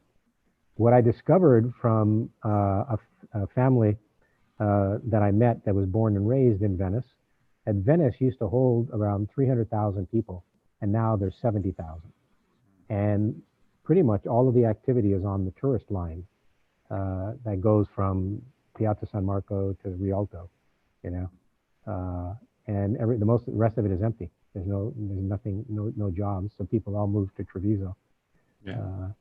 Still quite an extraordinary place. But now, because of this COVID thing, they've seen porpoise in the canals. Yeah. It's amazing the color now. You could actually see down into the water. Yeah. So actually, so how do you become an Australian citizen when you're there for a certain length of time? Yeah, I have American, French, and now Australian citizenship. So I got 3 passports, which is very useful. If we could leave the country, we can't leave the country. So it's not just the question of COVID elsewhere. It's you have to get permission from the federal government to be able to leave the country. So we're probably going to be like that till January or February. Yeah, that's. Actually, I'm not too keen to get on an airplane for quite a while. About 3 years ago, I get on a plane and I turn on the cool air above my head, and within about an hour, my eyes got swollen from whatever was coming out of the ductwork. And I didn't know that until my eyes started itching. I said, well, I'm just going to rinse them out. And I went into the bathroom and my eyes were swollen. And that really changed my whole mindset about what I'm sucking up on an airplane while I'm in the cabin. Yeah. And you know, until there's guarantees that they've changed all of the air conditioning systems. Same thing in buildings, you know. So that's anyways, you know, when we go, we go. So anyways, you're looking good. Michael, what? Michael, I wanted to introduce you to Rachel McCall. She's there. Yeah. She's a jury member for you also. Yeah, she was on the list, but she wasn't here earlier. She was. I'm sure yeah, she was I think on it was juries. like it's my mistake. It was my mistake, not Rachel's mistake. No she mistake. would always be on time. Yeah, always. So that was not her fault. It was my mistake. So when I didn't see her, I just texted her. Oh, I think she was on some other jury. How are you, she Rachel? escaped. Good to see you. I'm good. No, so Rachel is here. So yes. I see Elena's name popped up. I see she's checking things out. Elena is there, yes. I'm here. Okay, is everybody back? Don's here. Yep. Koi. Herwig is here. Karel's here. Okay. Let's get started again. Everybody unmute. Who's up? Okay. Xian. Chi. Hello. Are you there? Can you hear me? Okay. Yeah. Can hear you. So let's make sure everybody's yep, Dwayne's back. Dwayne, you here? Yeah, I'm here. He went to get his guitar. There, okay, there he is. And Herwig, are you here? I'm here, yes. Okay, excellent, excellent. Rachel's here. All right, Karel's here. Mike, can you hear me? Yeah, can hear you. Comatose or coherent or what? A little bit gargle. It sounds like you're gargling at the same time as you're talking. So you sound normal. Eric, you know, I give you an advice. You can also type. You can type your comments. What? You can write your comments. You can type them on the chat. Yeah, no, Are you on the phone? I'm cracking up in silence. Great. You know, I you're can good like writer. yours. I can write yours. I can't write mine. I don't know. I can Okay. answer some text from. All right, sending me everybody. messages. I don't know. If the goddamn power doesn't come on, Mike, it seems like not very productive. I'm just screwing it up. Well, even without We the can power. hear you. Yeah, we can hear you. You Nah, can speak slow. Yeah, just speak. Yeah, I don't know how to speak slow. You teach me. that's slow right there. That's good. You know, and Spanish. after a while, we'll be able to understand you. So. All right, Chi, you want Chi Lao? Let's you can start. Okay. So my thesis is about neutral form. As the name implies, it was a journey for me to exploring a way to generate the architecture with neutral form that associate with the nature object. And it start from my fascination with the beauty of nature. The contemporary architecture is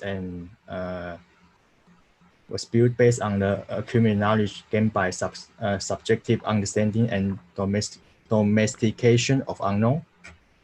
However, the process object lose the essential quality that keeps them mysterious as raw phenomena, since they are subordinated to us to a certain degree by their artificial scale or appearance. And nature, on the other hand, can refresh and ease our stress because of its vagueness and the neutral existence. So, if architecture cultivate the appearance of neutral existence, where its mysterious mass and space radiate the sublime, and where its vagueness become a possible source for of spiritual enlightenment. And so my thesis is an attempt to explore the potential of architecture by endowing it with a variety of purity, innocence, and vagueness associated with nature. So my basic understanding of neutral architecture is that their pure appearance, confusing scale of spaces, and their unpredictable form. And based on that, I collect building that possess this kind of characteristics and study their form. According to their form, I classify them into 6 categories. So on the top is the realism, the red line, and ambiguous, the blue, the deep blue line on the second layer, and the geometric, the green line, the phenomenal yellow line, concept, the purple, and the shape, the light blue one.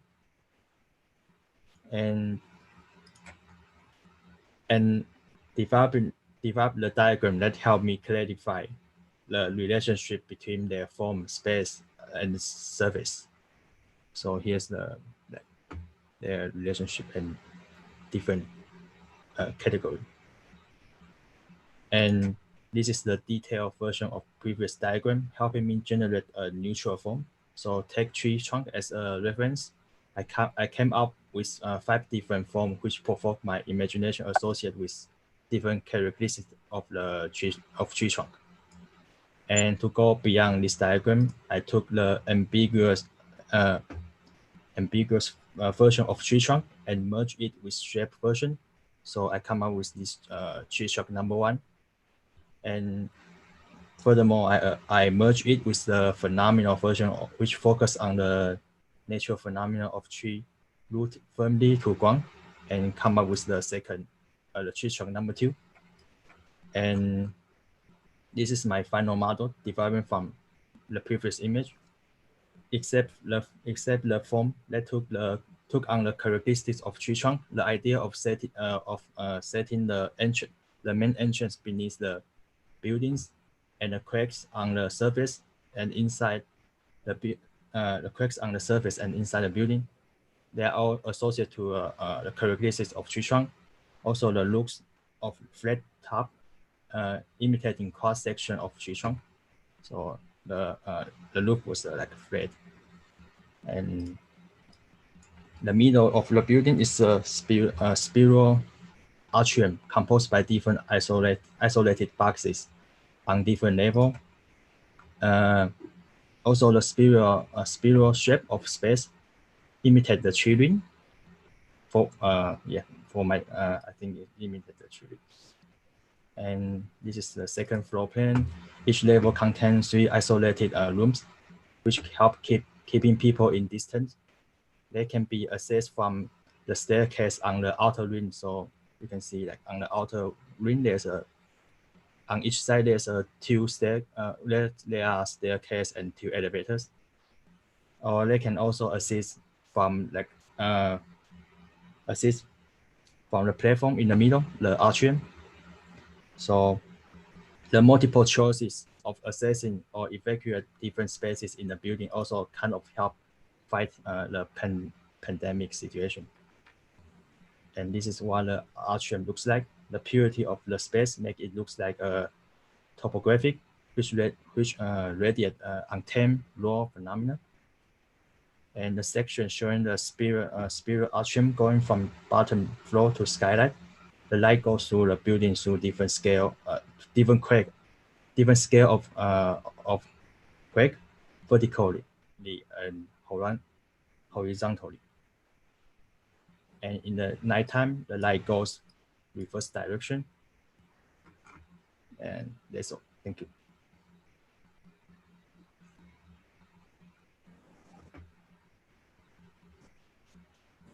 Okay, let's open it up. Is this meant to be an apartment building? It can be a business. It can be a commercial building or it can be a housing. But I haven't figured out how it can be used. But. So the planning inside is right now Just like isolate room. I see. Okay. Because each of those different types, whether it's a commercial building or a residential building, would indicate different sort of, at best, privacy, semi-private issues, but also fenestration issues, lighting qualities, those kinds of things, right? So I guess I'm a little confused about the generality of the process versus the specificity that one could generate with your generative model that you're generating. Do you understand what I'm asking? Yeah. Because you call the project neutral form, which I don't believe is really what you're trying to produce, neutral form. I think you're trying to produce highly specific form, which is a hybridization of different phenomena, right? Which has a very specific character. Yep. Is that right? I think the building kind of look like a neutral object, but it's just my opinion. I think a neutral object. Yeah. You mean a highly generalizable object without a high degree of specificity? Yeah, there's like no conspicuous windows or like other artificial elements. I see. It looks like a tree trunk. Yeah, that's what I. But that's not neutral. Pretty specific. Like I wouldn't call it anything else. I don't know even. I wouldn't even know what to call it except tree trunk. And tree trunks don't have like windows the same way that houses do. It's true. But yeah. So I think the questioning about the neutrality of the object is actually a really good question. I don't want to interrupt that line of thought. I'll come back in a minute. No, but I just wanted to say it's a tree trunk, for sure. Yeah. But I think that there's as I said previously in terms of reviewing your project, everybody's entitled to generate their own process by which they generate solutions to their practice. So. And I could disagree with your characterizations of some of those categories, but that's not really, to me, a salient issue. The issue is to what extent your understanding of those things, what I might call misunderstanding, actually produces something of great interest to you in terms of being productive in some way. So specifically, what I'm saying is, when you take something like something from nature that basically we have, in terms of our lived experience, encountered many, many times, it carries with it all sorts of associative concepts. And the minute you begin to abstract those concepts by introducing it to some geometric form, you have many opportunities to begin to play off the sort of abstract geometric qualities of something and how it interacts with the highly specific associative aspects of something. And it creates a dynamic, possibly, with regard to whether one chooses to juxtapose those things, whether one chooses to blend those things. And here, I'm not so sure what the intent has been, because the process is not just to bring those two things together, but to bring them together in some ways which are going to yield some new insights for you in terms of how to make architectonic form and space. So I'm just a little confused as to the level of understanding you're bringing to this notion of associative form with abstract geometric form and pulling them together. It's a little confusing to me. Chi, maybe go back to the diagram that generates this so that people can, and then trace it, maybe trace it through how you just take one of the lines and how you get there. I think there's two aspects to the project. One is that he really was, he spent trying to understand how to develop a process or a way of working that was a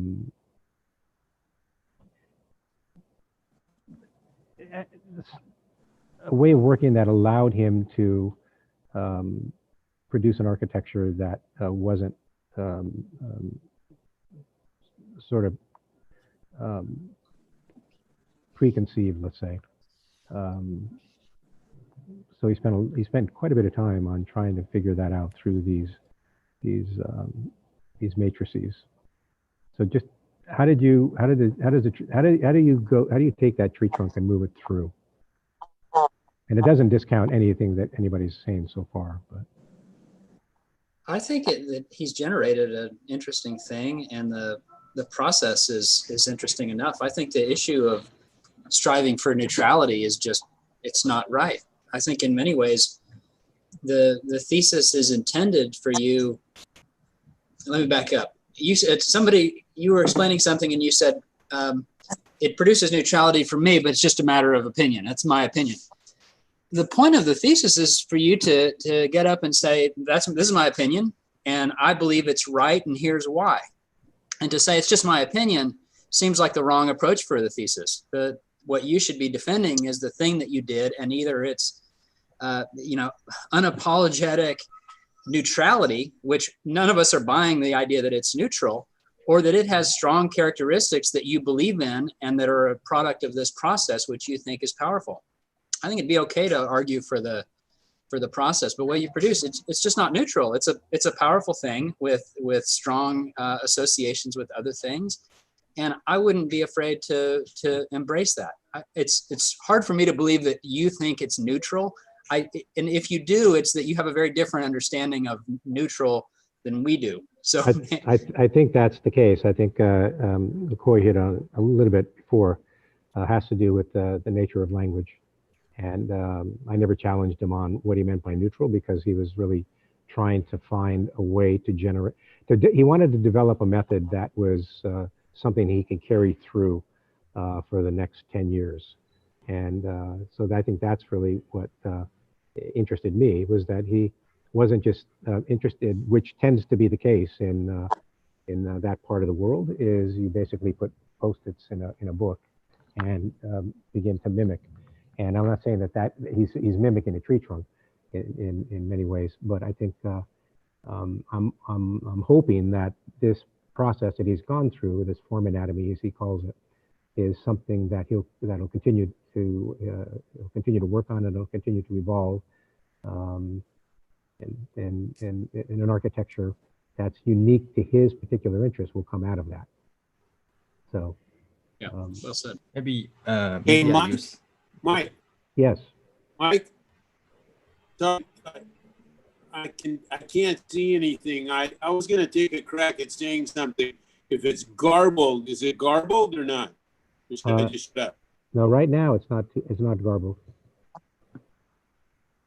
It's okay. If it starts, you just wave your hand and I'll shut up because I don't want to barbecue this thing. From a different perspective, what's interesting to me about the project aside and the associations with horticulture aside, architecture's done this for 100 years, maybe 1,000. I mean, the idea of associating the meaning of buildings. Hey, the lights went on, son of a bitch. Great, okay. So the crankshaft, the machine, the Bauhaus, pipes, ducts, all of that stuff. The metabolist associations, oh, it's a spine. Even Le Corbusier Algiers plan is right out of Brock, Gris, and Picasso.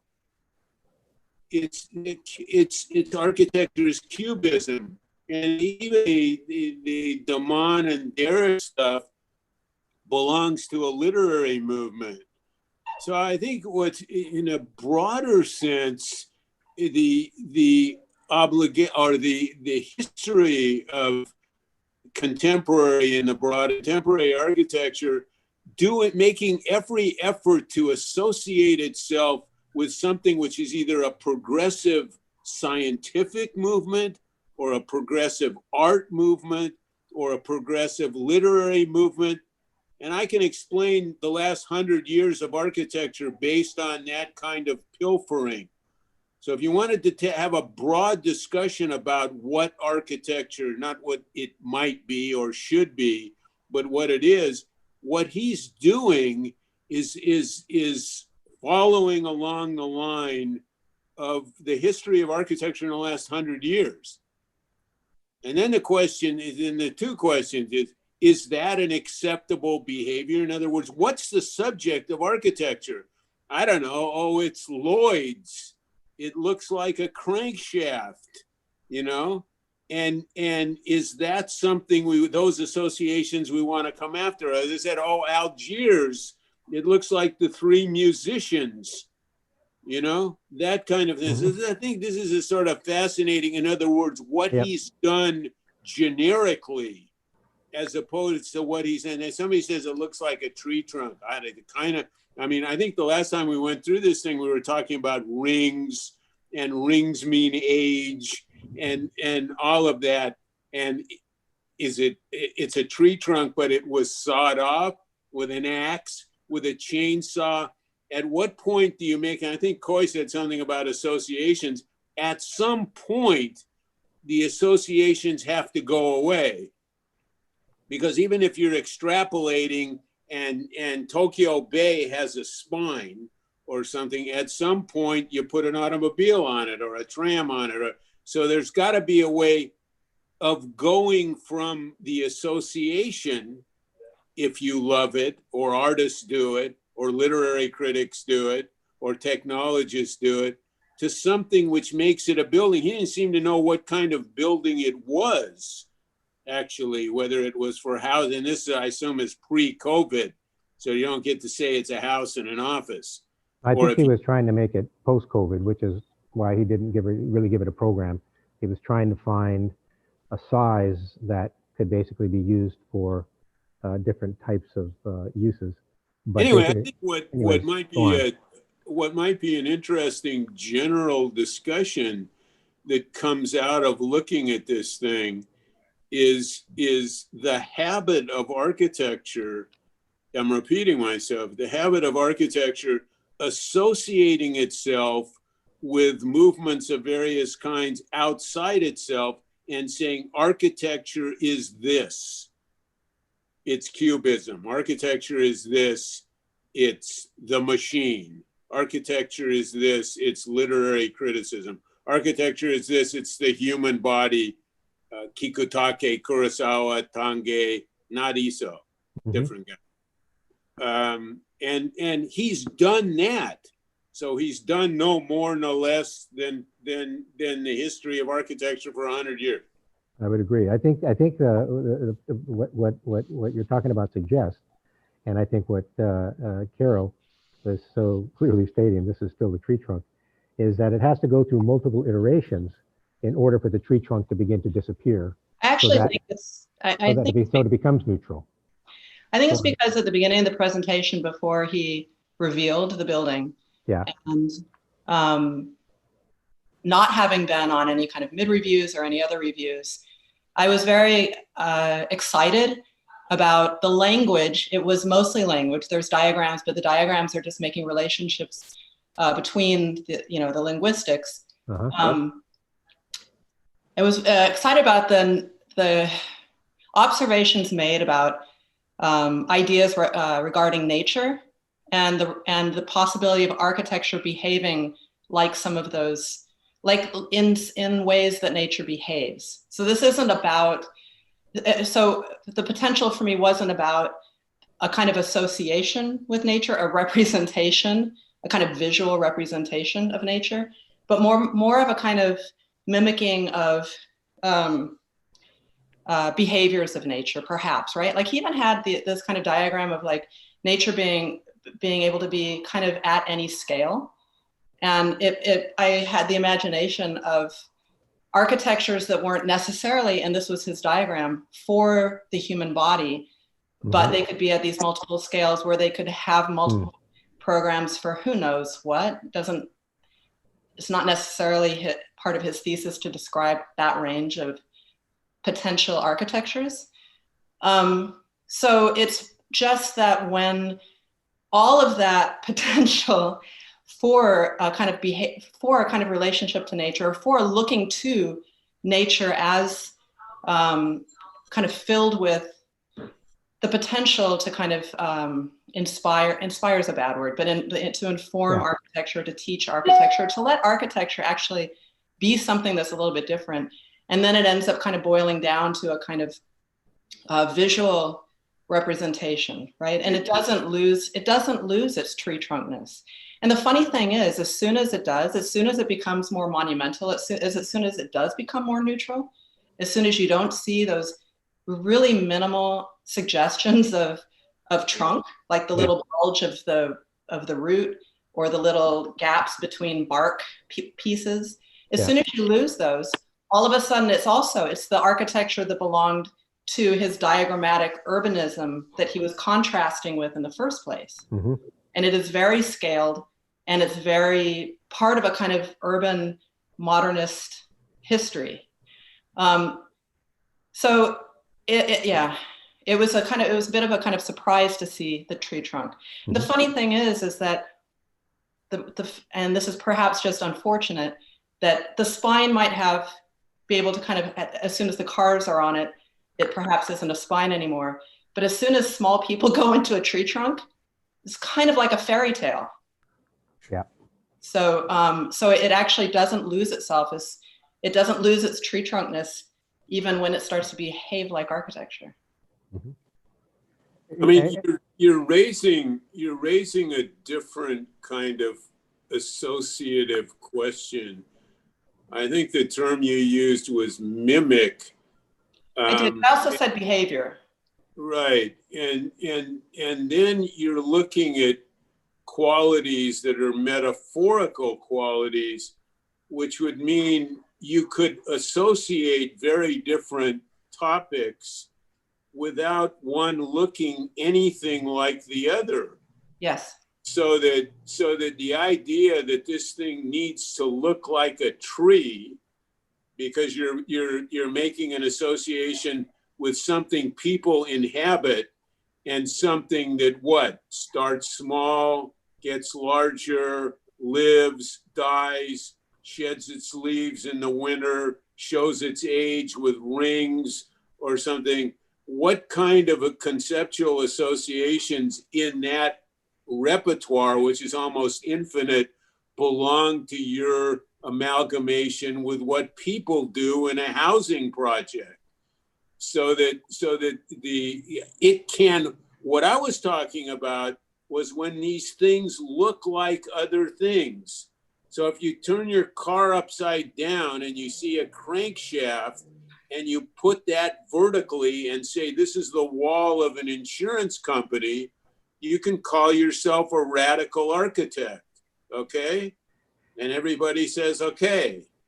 And that's associating images that belong to a certain kind of maybe more innocent way of making the car go forward and backward, and now become an image in the aspiration of reproducing, I don't know what, technology or something.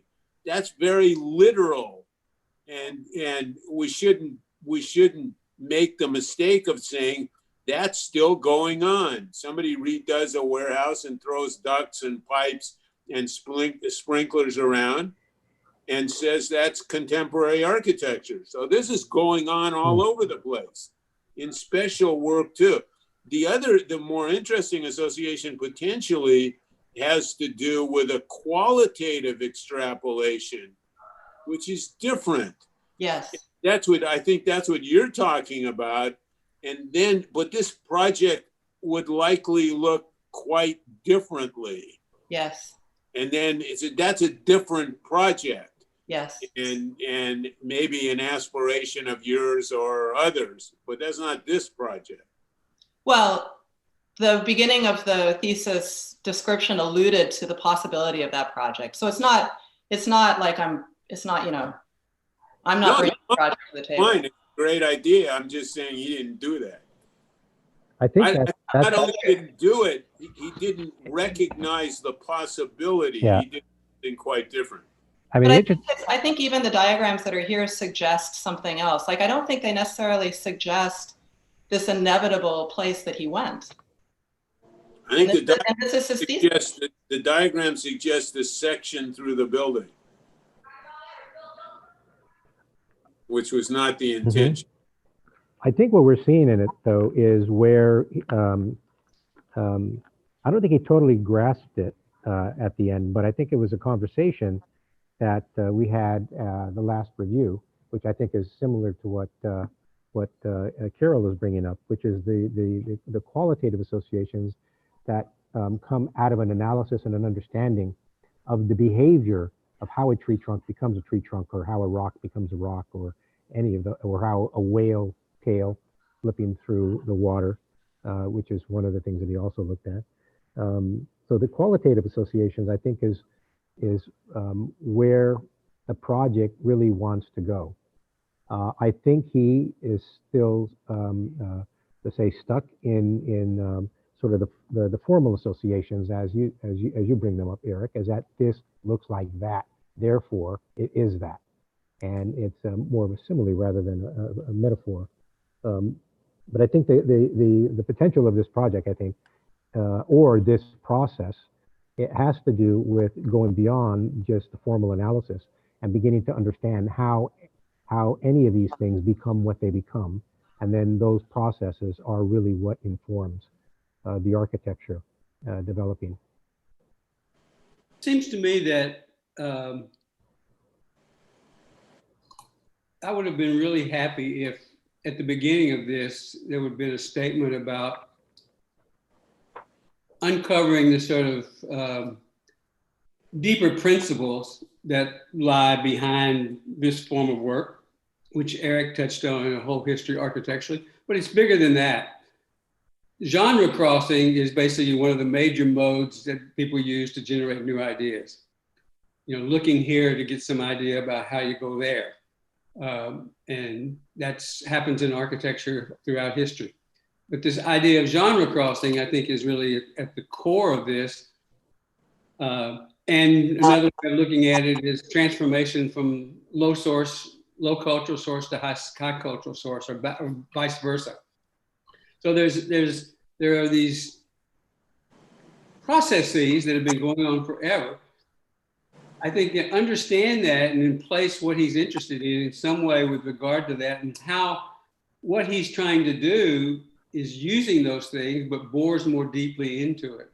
Because the issue in terms of making analogies and cross-referencing things is to notice that there are some differences that basically, when you look at it more carefully, can become similarities, Mhm. or looking at things that are similar and noticing when you look at them more carefully, they differentiate themselves, and how those similarities and differences play out in this genre crossing or transformation from high to low sources is really the key to sort of a more productive sort of form of creative form generation.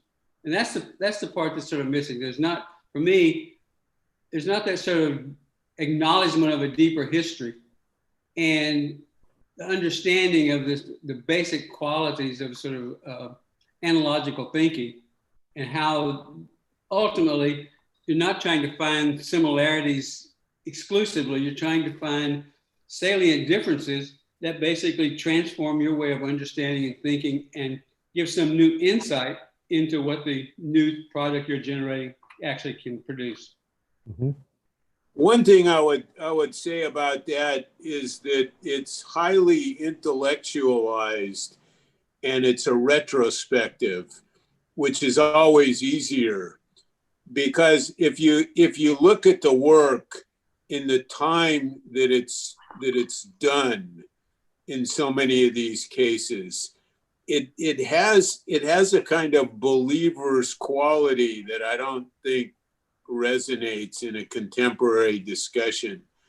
So that I don't know what a good example. You look at a guy like Moses Ginsburg, the Russian housing guy, and read his stuff, or even Kiesler in the 20s, and you're looking at an enormous confidence and conviction in the expansive powers of what people can do suddenly, the machine. So it's not as if somebody said, okay, today I will extrapolate from a flower. Tomorrow I will extrapolate from a wrench. In the time that it takes place, it's always interesting to find people who are outside of the associations that belong to a particular time. There are qualities like that with digital production now. In fact, I mean, you could argue that certain software is created in order to facilitate the making of certain forms. And I think the difference with this particular project is that it exists in a time frame that makes this association not so credible. But in a different time with a different association, it's kind of everybody's doing it. You know, you got Skip Stop Housing in Moscow, and you got Le Corbusier doing similar things with similar interests and similar beliefs and similar confidences. And all I'm saying, which is certainly just a personal opinion, is that those confidences don't exist at all now. And it puts architecture in a very different position in terms of picking one or the other, which intentionally or inadvertently coy outline as if those are choices. But my guess is Braque, Gris, and Picasso didn't see it that way. There weren't all those choices. So it depends, you know, you don't get to pick your birthday. It depends on the time. I think this is a really interesting project for reasons outside, for what it suggests in terms of where architecture is. Don or Herwig, you have any thoughts? Yeah, look, I'm looking at the image that's on the screen, this form anatomy, and I mean, to my mind, part of the critique of this thesis is, to a certain degree, is critiquing the methodology. So if I look at this, I have lots of questions about how these effectively statements were made. That is to say that distinctive, non-distinctive, abstract, shape, line, and then how they get transferred into relevant absence, contradiction under the category of surface. And then that gets redefined under space as shell or consistent. I mean, even these terminologies I don't really quite understand, but I'll take it as a given. But what's interesting for me in this image is that it goes from a tree, and it goes through these characterizations of distinct, non-distinct, abstract, blah, blah, blah. And it ends up with then references that somehow are distributed to identify those differential conditions. So it goes from something out of nature that has a clear kind of identity, and then it gets dissociated into lots of different other ways in which aspects or qualities of that can be inferred. But then if you go to the next diagram, or a couple of pages along, I can't remember which one, that one, perfect. No, go back. No, sorry, go back. There, perfect. You know, we start with a tree trunk and we end with a tree trunk. So I'm very confused about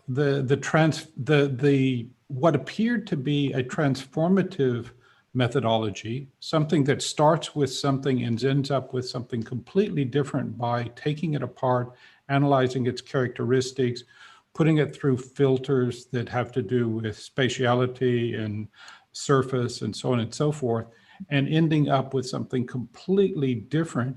But in this project, it starts with a bloody cut tree trunk and it ends with a cut tree trunk. So I'm not quite sure what's being employed here with all of that work, that it ends up being what it already was. I mean, it's transformed from being real wood to a fabricated building of a certain scale that then has a program, but hardly a program thrown into it. But from all the formal, you know, as a anatomy of form or form anatomy, I don't understand how you end up with what you started with by going through a process of transformation. I think what could be an interesting thing, though, is if you think of this as an AI neural network where you feed in 1 million tree trunks images to achieve the perfect tree trunk at the end. And what if you then throw in a cat or something that is completely opposite through that process? What would happen to that image as the algorithm is trying to adjust and cope with something that is completely against the nature of the tree trunk? I think for me, this diagram has a lot of potential, I think. And if you are, you know, if you can run different things through this diagram, maybe that's a way how to, then it doesn't become about the tree trunk anymore. I think also the outcome would be very different. But maybe it would have to be a little bit more, to me at least, that technology would be a great way how to bring this into a kind of a different type of reality where you can look at different stages of as the tree trunk is going through this transformation of form generation, material, and merging with others, where you then get maybe more abstract outcomes or more kind of different types of outcomes. And I think that could lead to some surprises or some other kind of like outcomes of this thing, which I think the potential of that is there. But I also have to say that what he actually produced in the end, and we haven't really talked much about that because we got all hung out about what it looks like. But I think it's actually, even as a building, it's it has a lot of really good things to it, you know, that wasn't talked so much about that space on the inside, this kind of like very monolithic skin, etc. So I mean, there's a lot of, I think, also spatial things that that suggest potential, I think. So and maybe that needs to be fed back through the machine of like, does this become part of it, you know, rather than just being like, here's the final result of this like hollowed out tree trunk. But I think there's a lot of like really good ideas in there that I think both on the conceptual level and potential, this project for me has a lot of potential, and it's quite nicely done. It seems unfortunate, however, that after all of these diagrams, which I think are more suggestive of building pieces than the trunk, actually, I mean, if you took that diagram and wrapped it around the outside of the tree trunk, you might have a structure that holds up the building. The diagram is a little bit interesting, a little bit interesting to me. But if you're going to explore this thing, why is it a stump in a forest anyway? That's pretty easy. Do you really need all of those lines and shapes and colors to get a stump? Really? I mean, there are other why isn't it a leaf? Or why isn't it the intersection of 3 or 4 branches that come together and then separate? I mean, there are a lot. Why isn't it the roots? And it's going down to hell or something. It seems to me that if you just started sketching the tree, never mind all of this sort of, to me, which is a slightly, I apologize for using the word pseudo, but a kind of pseudo conceptual analog that suggests that some conclusion comes out of a series of lines, which I don't find particularly, I like the lines are not bad, but the argument that the lines purport to substantiate is not very credible. I think after all of that, look what you came up with. Inside is different. Inside, I think you could throw away the trunk after you did all this stuff, and you have a shot with the inside of the thing that has a very different meaning and doesn't really seem to belong to the trunk dimensionally. It's not even associated with it. So that would be my thing. Get rid of the trunk and keep the inside. I think your point would hold if he had decided in the very beginning, I'm going to do a tree trunk, and then he basically creates the process and then ends up with the tree trunk. That isn't how he went through this. I don't disagree with the other things that you're saying. Hey, Mike, one thing about that. This is interesting in terms of how honorable we may or may not be. That there's at least a psychotherapeutic argument that the idea of an investigatory process is disingenuous anyway. And in a certain way, in certain architecture, with some architects, you know what it's going to look like before you start, in a sense. Yeah. So it seems to me the destination is sometimes forecast, notwithstanding anyway. I think it was interesting watching him finally begin to really study the tree trunk, the qualities of tree trunk, in order to figure out how do you actually make a building out of this. So I see this as a kind of first iteration, and it would have to be many more in order to, I think, get at the real qualities of how the tree trunk becomes a tree trunk. Rachel, you wanted to say something. Yeah, I'm thinking a similar thing about the layers of bark and how they start to unravel and break apart on a tree trunk. And I just wanted to commend you on your openings. That's my favorite part of the project, when the skin starts to split apart, both horizontally and vertically. I really enjoy them, and I think you could take them further into more projects. Oh, he could, because that was interesting when he started to really study the anatomy of the bark in order to try to figure out how to put openings in this thing. And again, this is like the first iteration. And then the interesting thing is on the inside, when he started to look at rings, it became too controlling. So what he began to look at were basically quarries and natural canyons, and then started to see these as chunks of wood that were cut in order to shape this. Instead of it growing into this, it was sort of sculpted into this. I think there are a lot of different aspects of this that do have, that I really like, and that do have a lot of potential if he were to take it. If he had, well, like any projects that we look at, some of them need more time, quite a bit more time. But Chi, do you have any final comment you want to make? Yeah, like I think the reason why in this diagram, like at the end, all the joint that looks like tree trunk, because like initially my idea is I don't want my design that lose the association.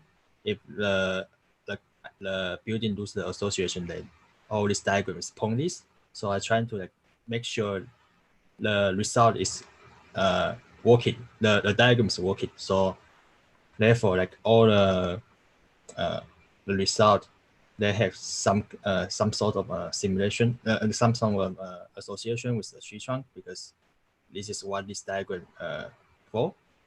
And my idea is like the building that associate with nature that provoke people's imagination. Like they are, so you look at the like modern architecture, like I fear it difference because like I cannot, like the building didn't provoke me to think any else, but when I'm looking at all these buildings, they kind of help me to think voluntarily, because I feel some kind of familiar with this kind of form, and that's why I'm trying to like reproduce this kind of phenomena on all these buildings. That like even I'm not an architecture student, I can like understand this building in certain degree, rather than like when I look at the modern building, I have nothing. I don't know anything because of the like all these square.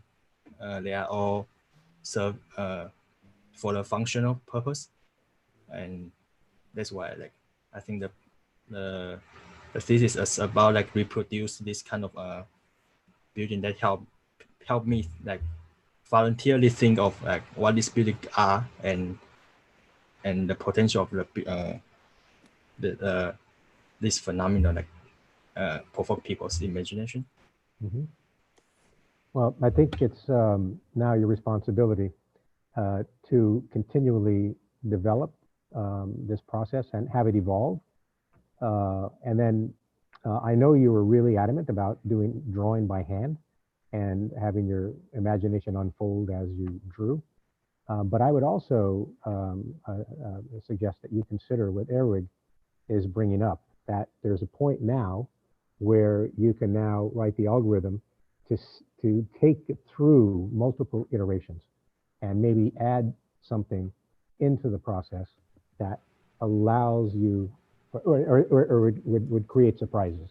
Yeah, actually, I pretty agree like what the advisor said, like Eric said, like there's a lot of potential like to think about the characteristics of nature rather than just looking at this form. Maybe it's like a lot of abstract idea of how this natural object showing, and I think I just not like think about it.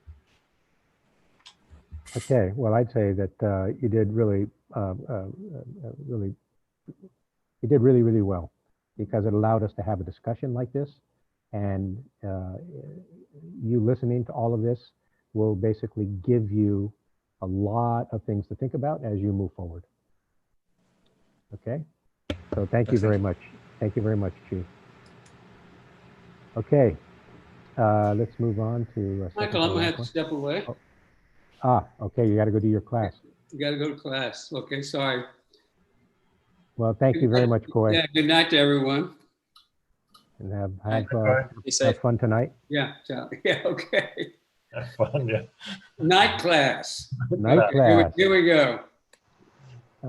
It's like going to traffic school at night. You got to make it. Got to make it funny. Yeah. No, Mike, you don't have to go to traffic school. Somebody do it for you. Really? I never did this. Yeah. I've never gotten any tickets. How many tickets you got? I got 4 in a week. 4 in a week. They were going to take away my. Now I found a judge. It's a long. I tell you, it's hilarious. No, right. Judge. Yeah, very funny. Otherwise, I'm walking. Very lucky. All right. Well, we're glad you didn't go to prison. You know. Not over yet. For other things other than driving, I'm sure. So, all right, that story will come at another time. No. All right, WANGZHUO, are you up? Are you ready? Hi, can you guys hear me? Yes. I'm gonna share my screen first. Yeah. First of all, I will have a film.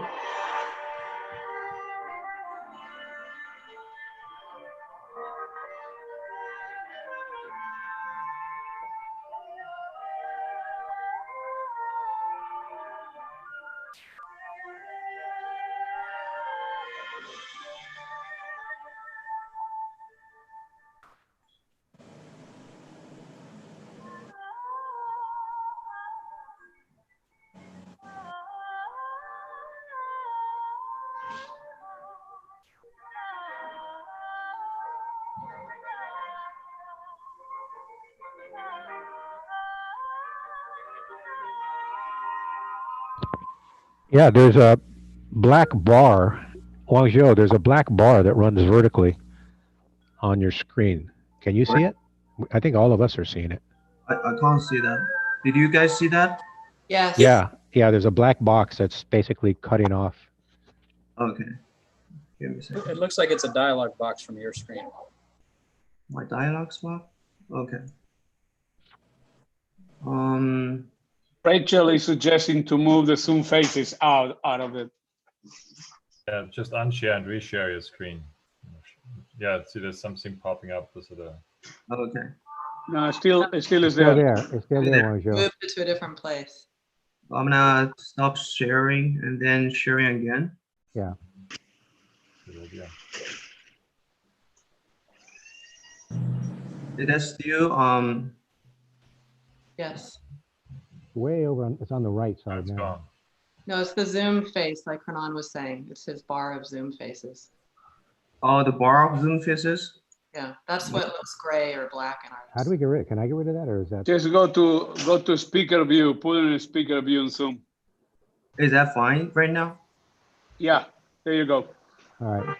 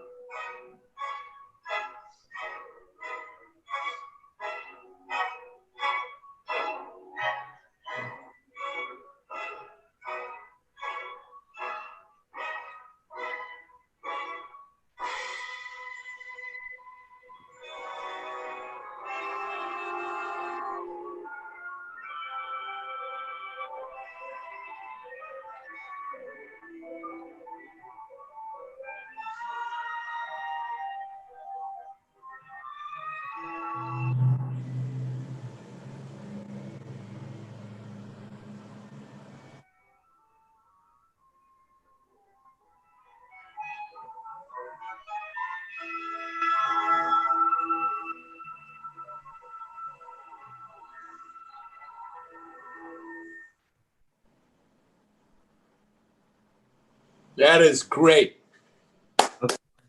Thank you, Wangzhou. He's got I'm gonna more. close that first, and then I'm gonna start with my presentation.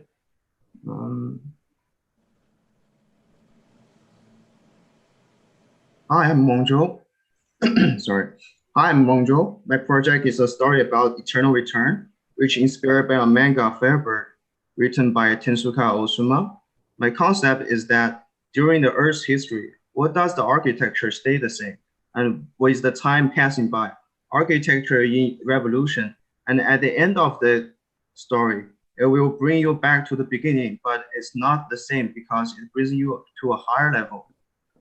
If you see from the diagrams, our one return is start from the story of Teotihuacan, then to St. Peter's, and then to Sagrada Familia, and then to future space station, and then another start and also represent the end of this return is also a new Teotihuacan.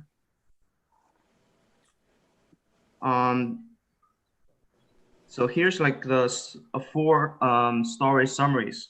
The big story composed with 4 stories in different period and with a conclusion story.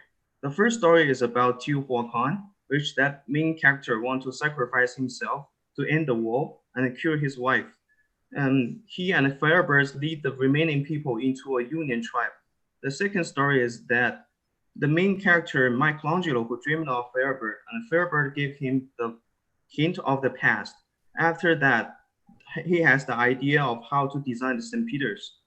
The third story is about how Gaudi, who gets the secret from the past, and he built up Sagrada Familia to reveal the secret. The fourth story is about finally people understand the secret in Sagrada Familia, and then they build up the spaceport to explore the outer space based on the secret.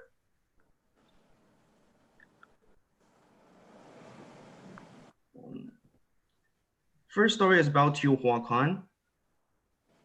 The concept is from metron cubes, which is a symbol that means to represent the journey of the energy throughout the universe and of the balance within the universe. It is made up of the planonic solids, and it also has 13 circles in it to represent the 13 archangels. The layout of Teotihuacan based on metron cubes and remain the original 7 temples. Here's a section of Teotihuacan. This is interior of Teotihuacan.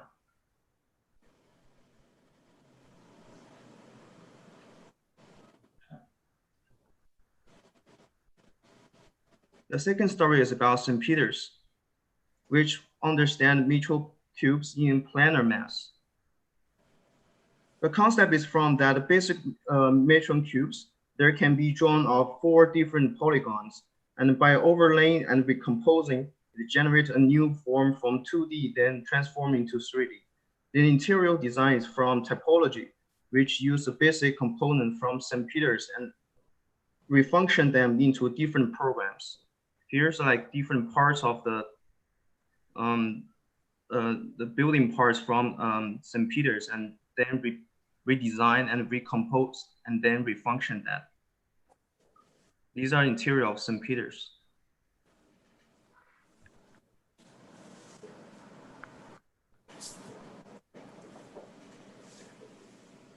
This is a section of St. Peter's.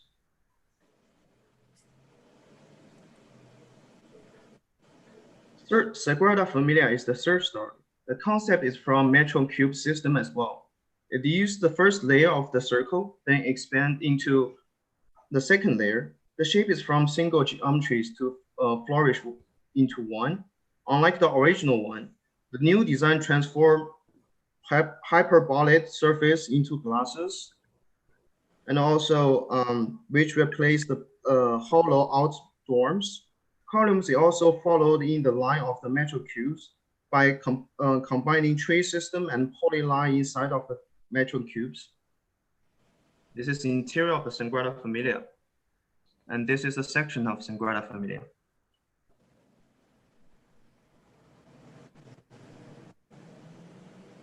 The future spaceport as the fourth story. It is a launch port located in Xi'an, Mount Qinling. The overall building complex contains subway,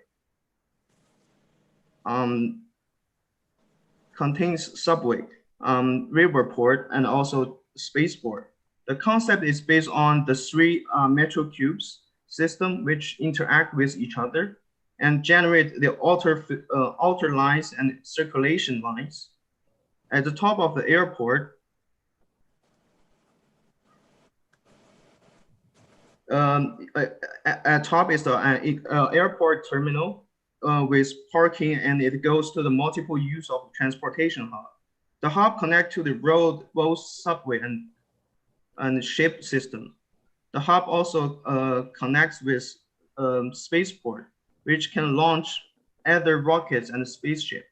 The first floor is used for launch control center as terminal. The second floor is used for garage for spaceship, as well as fixing center. There's 3 axes connect with launch pads for sending parts of the rockets or even the whole ship. This is interior of future spaceport.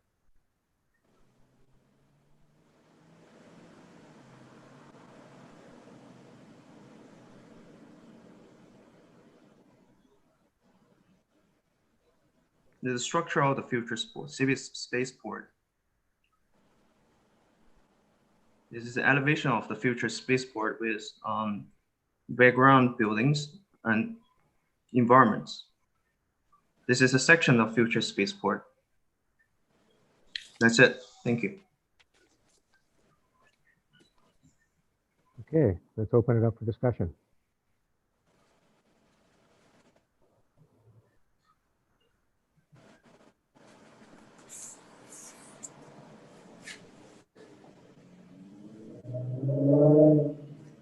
First off, I can't believe you've come as far as you have in the last 3 weeks. I barely remember the project because you've developed it to be so much more than it was then.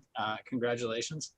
And I'm also so happy that it didn't just end with the story. Not that the story didn't have its own kind of beautiful poetic, but I was going to be profoundly disappointed if you didn't arrive with these scenarios. My primary wish is that the imagery of the proposals was more inspiring. You know, if it could paint the kind of mood that moments of the story did, I think it could say so much more. And I think there are different ways you could have done that. You know, the people that come to mind are Levius Woods, who did it through a kind of atmosphere and rigorous drawing of those environments.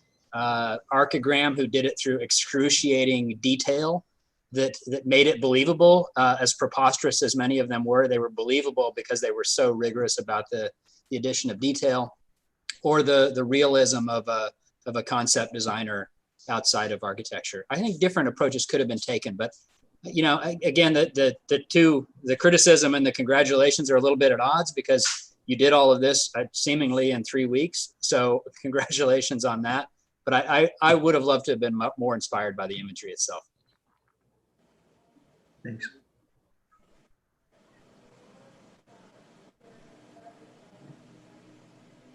I mean, the architect, it's hard to know where to go with this thing because it has so many aspects, and there's his instincts and his intuition to thread together this story, and to do it in a kinetic way I think has a very personal appeal to him.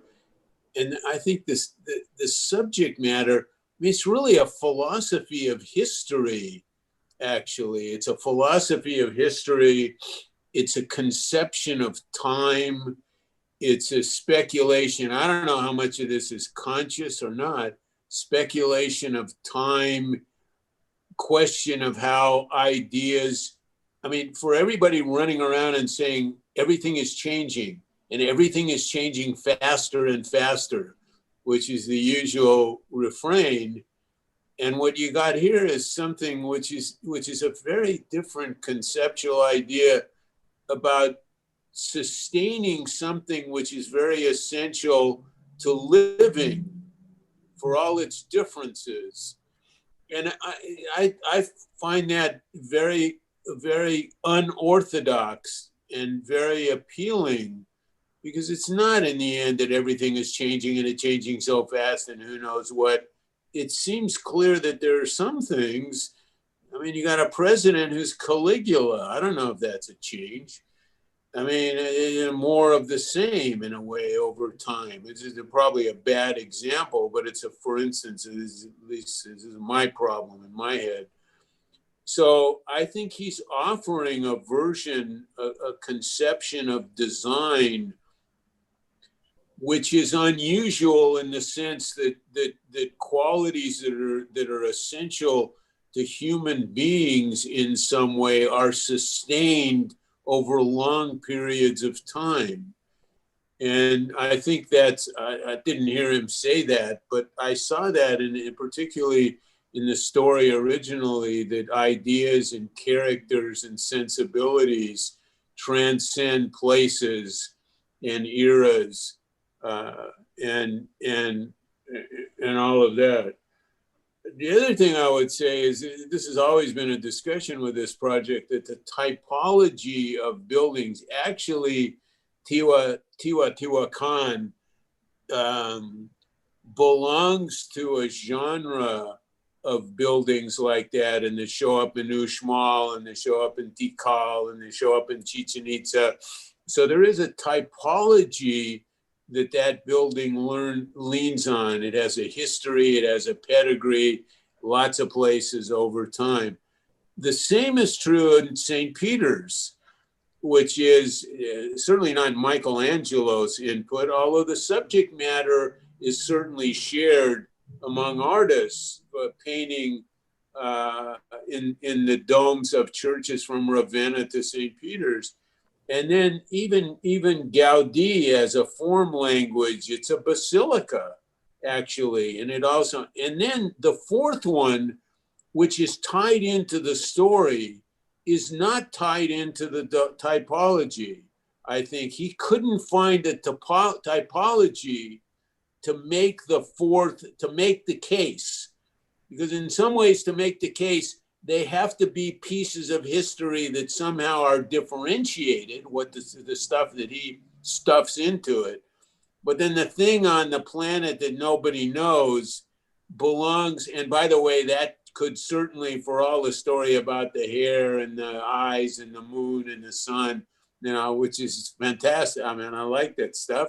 It's like a kid's story in a very profound way. But that building has no pedigree.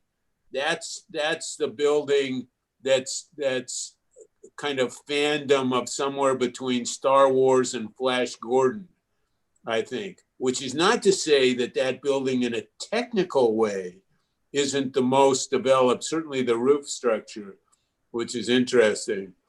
So there's types and sustaining types and not finding a contemporary type because there is none, I don't think. You got to make your own. I think that by intention or not is very revelatory about, I think, the condition of contemporary architecture. It just raises a ton of stuff. You could talk about this thing for 3 weeks. Yeah, I think it does raise a ton of stuff. And I think it's interesting talking about typologies. I wonder whether there might be an aspect of the sacred in terms of the choices of buildings, and similar to the kind of typology question, meaning this kind of fails typologically to kind of live in the sequence. Perhaps it's suggestive of a moment of a different notion of sacred, or a different, I mean, sacred will continue to be sacred, but that those kinds of types don't necessarily hold to be sacred, generally speaking, to mankind as much anymore. Maybe so there's this shift. I guess I'm curious, again, I feel like to some degree at a bit of a disadvantage not having seen kind of histories of reviews of this project, but it appears that there's a kind of, the story is a kind of alternate history, or this kind of cycling through, you know, the kind of repeating itself cycle suggests some sort of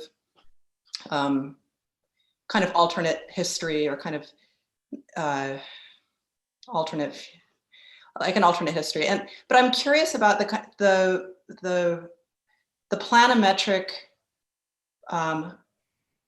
component that kind of hybridizes with these, you know, with these buildings. And that's actually a question. What is that? I feel like I might have missed.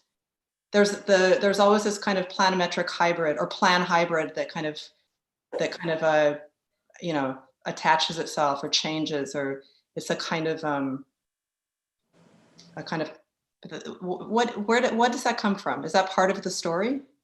It's from the math questions. Is actually is discovered by Plato, or is set up by Plato, and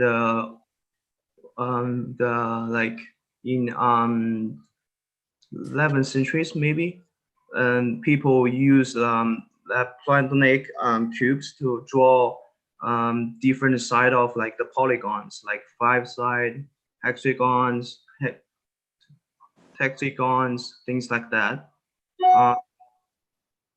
If you see the diagram on the second one, you can see all these, like right, all these things are from the geometries. Right. So yeah, and so these are when you show these kind of plans that are kind of the buildings are kind of sitting on top of, and then you kind of build in your new your new piece. You kind of intersect your new piece with the old architecture. It's this geometry, right? Yeah, it's just geometry, 3D geometry. Right. Yeah, I see it's 3D geometry, but it's not. It's kind of the most complex. It's one of the pieces on the left-hand side, right? The left one, you mean on? Yeah. Yeah. Yes. Is it that one that gets kind of intersected with the original? I guess I'm curious about that moment, and I'm curious about how you might be able to kind of challenge and develop that moment. Feels like you're at a stage in the project where you could take one instance and more carefully develop the relationship of the geometry that exists in the building already, that has a kind of historical relationship to this geometry that you're adding to it. And I guess what I'm curious for you to challenge is,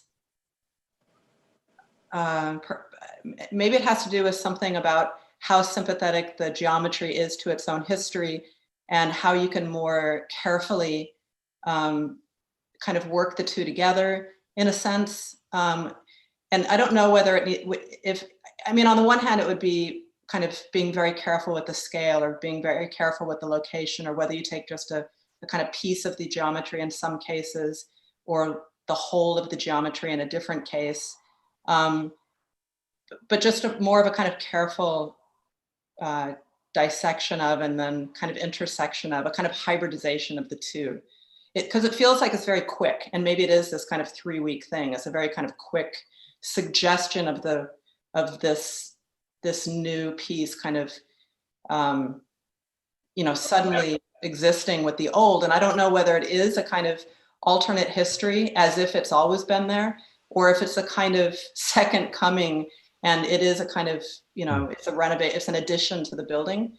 That's also perhaps a question. But the idea that you're kind of changing history, and that there's some relationship to this larger, this larger kind of thread of mythology that kind of runs through time, and that this geometry is somehow part of it. It's this kind of sacred geometry, and that it's just that the architecture is actually different. It's not necessarily different because this new piece got added to it, because they share the same geometric features, but it's more that it's a kind of new version of itself, I wonder. So I just wonder whether you can think a little bit more carefully about one instance of this, and then really kind of resolve a kind of singular instance in a kind of, in terms of the argument, in both a compelling way design-wise, but also in a compelling way in terms of the narrative. Karel, I kind of want to. I just want to say something briefly, Herwig. That Karel always prefaces, or has prefaced on a number of projects, and this one in particular, that she is coming into these projects new. What I'll say to that is that your reading of the projects and the things you're talking about are as if you have seen these projects evolve, especially this one, because many of the things that you bring up are the things that were actually part of the discussions early on. I think on this one, the difficulty that he set himself on a path to have basically 5 buildings that he had to design, and he did. As you said, it was an impossible task. So I think your point of how to actually what to do with these geometries, and in fact, I think his notion of the eternal return wasn't just a sort of a trope for the story. It was as if these buildings at some point in history turned left instead of right. Right. As the genetics were beginning to sort of play out. Right. The problem is it's like an intersection right now, rather than a kind of retaking. Yeah, exactly. And then to Eric's point is that I think the final building definitely needed to somehow be an exhibition of the eternal return, that it wasn't entirely unique, that somehow it embodied many of the ideas and the principles of the early works. But notwithstanding, it's pretty. Can you go amazing back to the section? Sorry, can you go back to the section and back up 2 or 3? Back, right there. Right up, no, forward. No, Eric, no. can we let Herwig talk for a moment? No, I just wanted to see one image, you know what? Okay, I interrupted Herwig. And No, I didn't. Next one. Right there. okay, Herwig, you're on. No, I just wanted to, I mean, first of all, it's an incredible project, I think, you know. I mean, I think it's, maybe it has to do with the speed you were going through these steps. And I was thinking when you were started showing all these iconic pieces and how you're sort of inserting into it, I thought one really smart strategy was this kind of like close-up shot that you had of it without having to resolve everything. And maybe that in combination what Karel was just saying in terms of like much more carefully integrating this thing in there. But it's a good strategy to not have to explain the whole thing. This kind of outside shot that has to explain how exactly this works. I think what I honestly was expecting for your last building is actually not a building. I thought that you will insert yourself into this new planet somehow. I mean, it's first of all, it's a very hard conclusion to make of how after you go through all these projects, what is your kind of conclusion to it? And I'm not so sure. I mean, I admire your kind of like going for it and doing it, and it's incredible. But I'm not so sure it needs to be actually a building, a freestanding building per se, you know. And maybe what it inserts itself into is maybe something else, you know. So I think this whole always it having some sort of a counterpart to work with is a really great strategy all the way until the end, where you kind of break that rule and it becomes a freestanding thing. But you know, I think it's an amazing story, and you know, as Eric was saying, it's like it has this notion of a different understanding of time and how things evolve and how ideas evolve. I think that's really the fantastic core of this thing. And so, you know, it's congratulations. It's a beautiful project. It's really amazing. We see this image in plan. No plan. Whoa.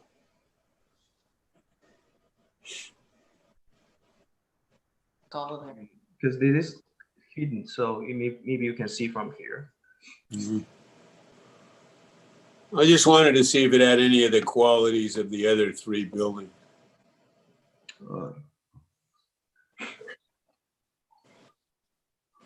It kind of is very, you know, you could look at it more as an airport. It starts having all kind of futuristic sci-fi association, which I think is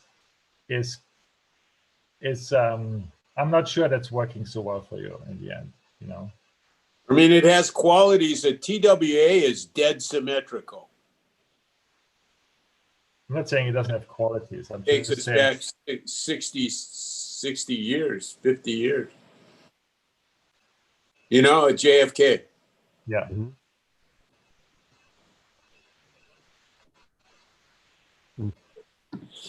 Can you go to there was a page where you had the 5 stories and a bunch of text with it? Oh, that text is like the original script for the 5 stories.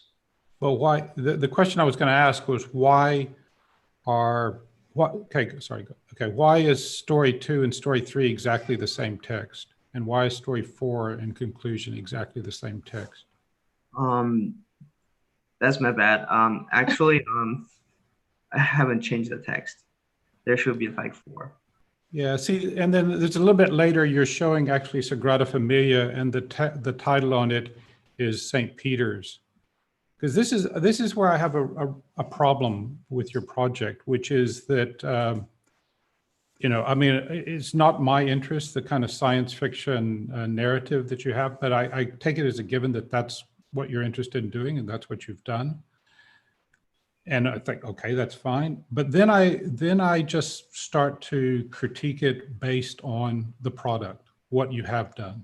So I'm not challenging your starting point, and I'm not even challenging your methodology, but I am going to challenge what you've done.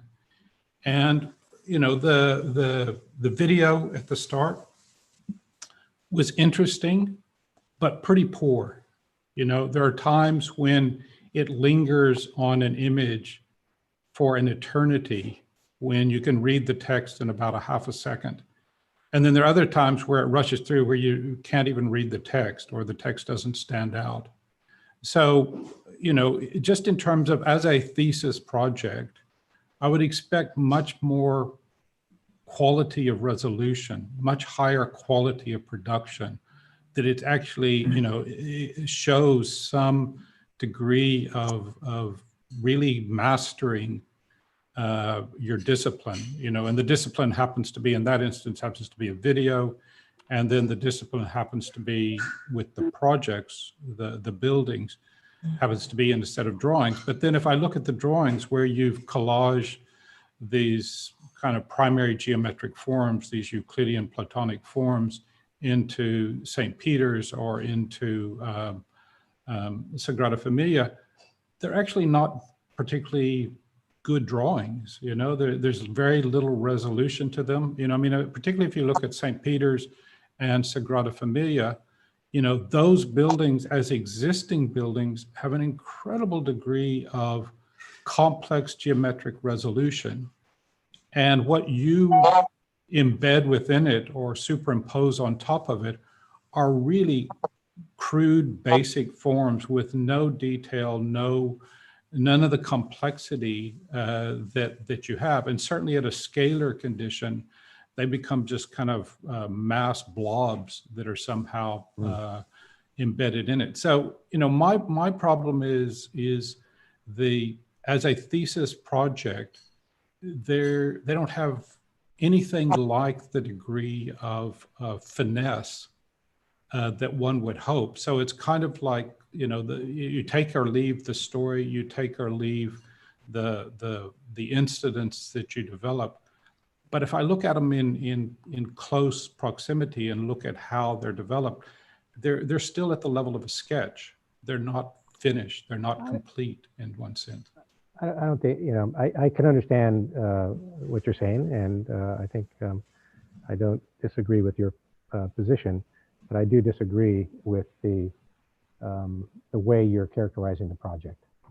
And I think you know that the degree of resolution that you're looking for comes from an approach to architecture where you're working on one drawing for many, many months, and in that drawing is everything. And that isn't how he approached this, and it's not what he's ended up with. I don't disagree with you know, our need to want to see things that are in a higher degree of resolution, but I don't think it's really an accurate assessment of the overall project. You know, one thing, Mike, I can't. Are you still talking? No. I didn't want to interrupt. What I would say is that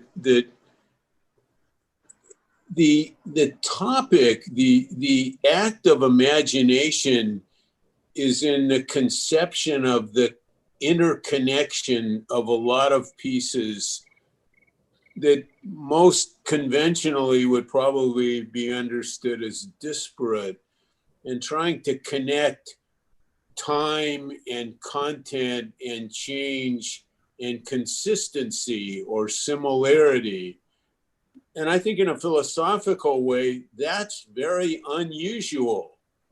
You're not going to find too many projects who take that subject on. So I think in the most fundamental way, the topic it raises in the broadest sense is not only personal, but it's suggestive of a subject that ought to be more of our subject. And I think I said this in the beginning, I'll say it again, you know, what's the world like? Oh, I know what it's like. Everything is changing. Oh, how is it changing? Faster and faster, newer and newer. You ever heard that? and he's giving you something which is entirely different. It's a kind of, this is a little heavy, but it's a sort of biblical, it's Ecclesiastes, you know? The sun also ariseth and goeth down. And for me, that's useful in looking at multiple projects over multiple days. I think that's important. In terms of in response to the previous comment, I think in terms of the insertion of a new topic in an old topic, the attempt to do it, I think it's fair to say, and I think when we talked about this once before, we were saying, why don't you do one and see if you can make it work? Because how are you going to work with Bernini and Michelangelo and all of this stuff? So that itself is a kind of puzzle.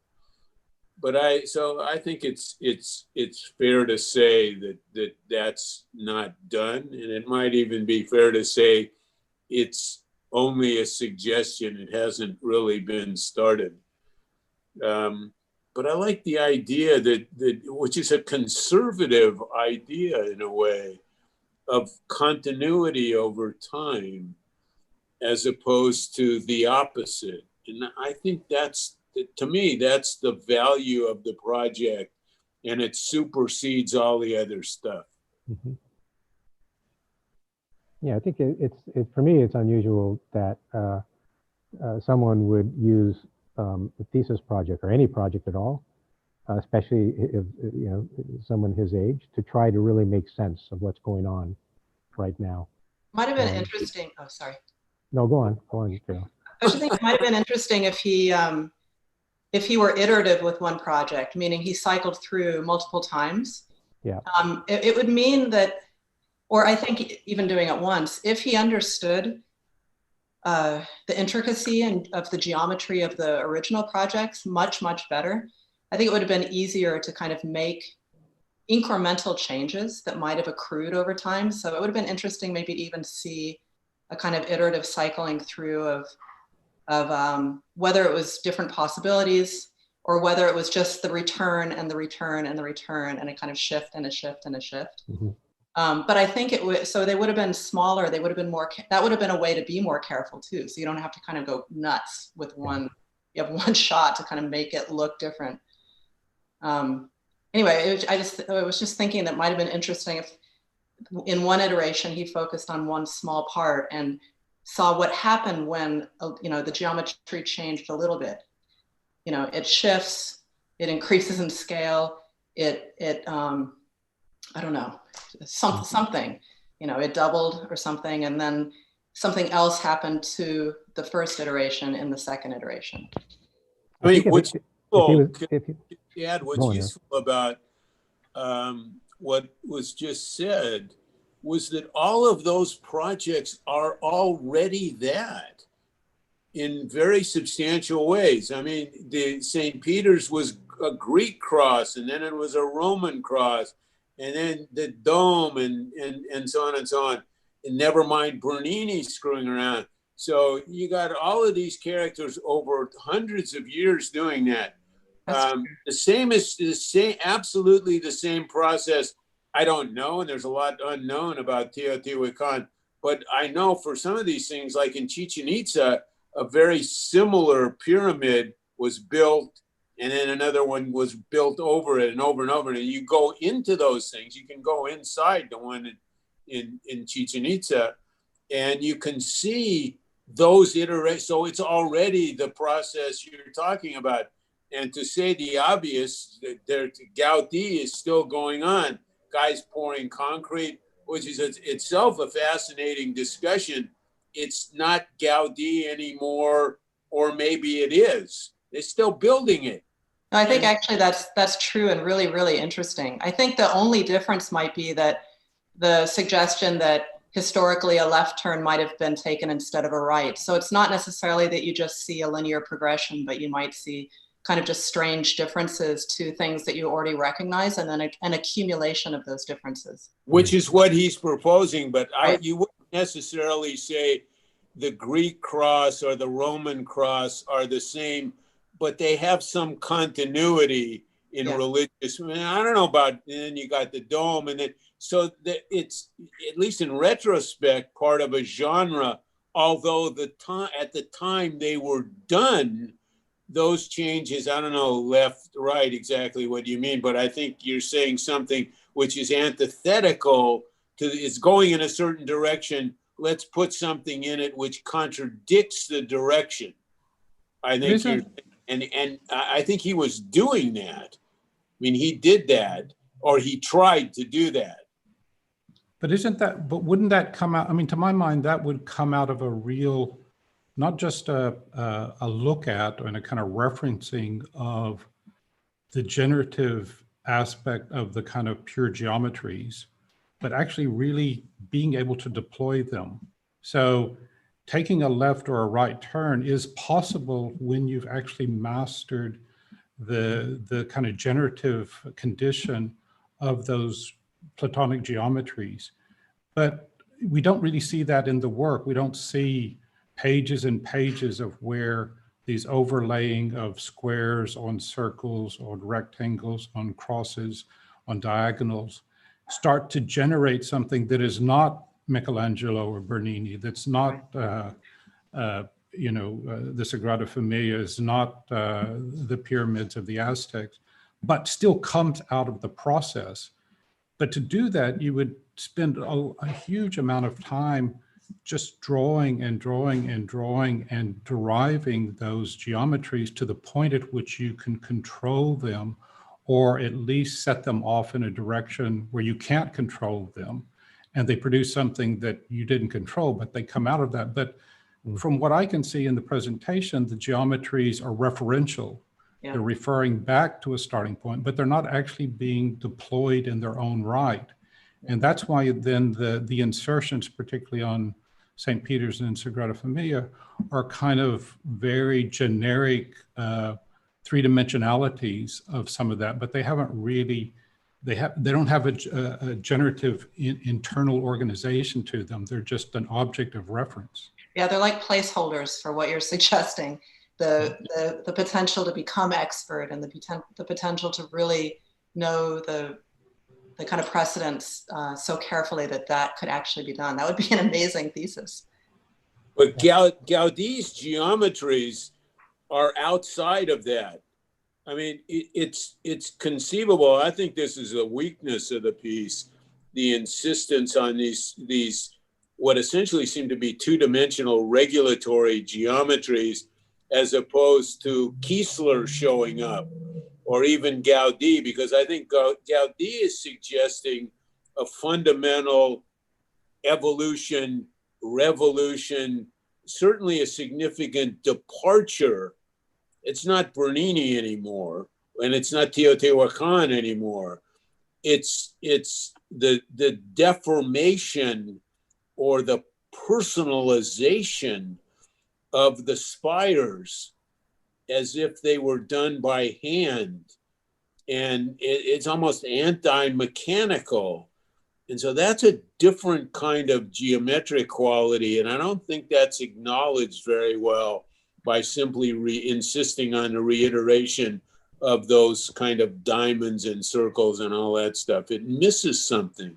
And I think Gaudi is a new geometry. It may be the inside of the caves of Lascaux or something, but as a plausible way to construct, it's very original. And it's not covered by it's not in the repertoire of those other geometries. You won't get to that geometry of Gaudi by working with the others. You have to. It's a deformation of that geometry, which might allow for that to be part of this kind of iterative process too. I don't know if it's a deformation. A deformation would be one way to say it. The other one is throw it away. Throw it away and start over, or take the other one, and you know how you work on it? You step Okay, if you're willing to step on it, you might get a spider at the Sagrada Familia. Well, it's still mathematical geometry. That's all I'm saying. It still lives in the same larger universe of constructible and calculable geometry. You think that's constructible, huh? Well, I mean, it's up there. He's found ways to model it and construct it that are based in a kind of history of mathematical geometry. I mean, it's not like a hand scribble. So that's all I'm saying. When he was fractal geometry, I mean, if you want to say the coast of Florida is geometry and it's mathematical, I guess you could say that fractal geometry is mathematical. It is. It is. It never quite reaches the form, though. It might be asymptotic to it. It's always a generalization. But that computational capacity is post-Gaudi. But I mean, all architecture is kind of approaching that kind of geometrical purity too. So all I was trying to do was suggest that your observation that it's an entirely different geometry might actually be helpful. It might have helped the kind of idea of this iterative process, that's all. Okay, if the observation would make it a more interesting potential thesis of this eternal return. Excellent discussion, and thank you, Dawn, also for circling back and expanding on your original comments. Was a great conversation. Chi, do you have, or not Chi, Wangzhuo, do you have anything final that you want to say? Thank you so much. That's probably appropriate. Okay. All right. Thank you so much, Wangzhuo. Great job. And now we're going to move to Tin and Fei. Hi. There they are.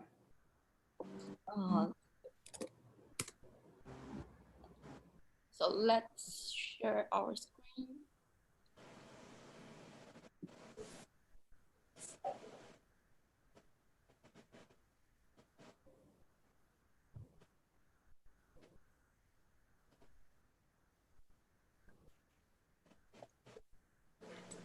Hi, I'm Fei. I'm Pin. And our advisor is Owen. The thesis project title is Surprise is Not Surprising. We share a link of our mural board for this presentation in the Zoom chat. Our thesis project is about flexibility. When architecture faces varying conditions and different eras, for instance, we are facing COVID-19, and many aspects of daily life have changed during this time. However, Los Angeles will operate the Summer Olympic Games in 2028.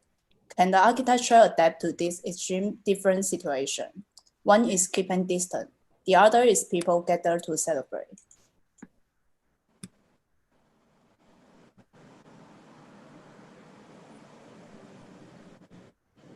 When architecture becomes entirely predictable, it loses the potential to develop further when it achieves stability and norm. Unpredictability and uncertainty are the main features we are focused on.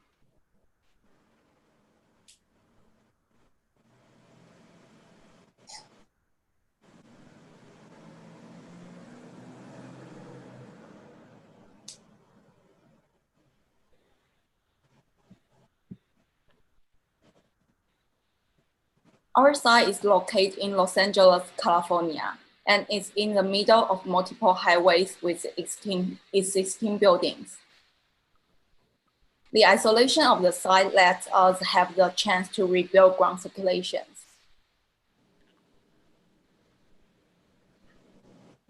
The order of elements develops our project.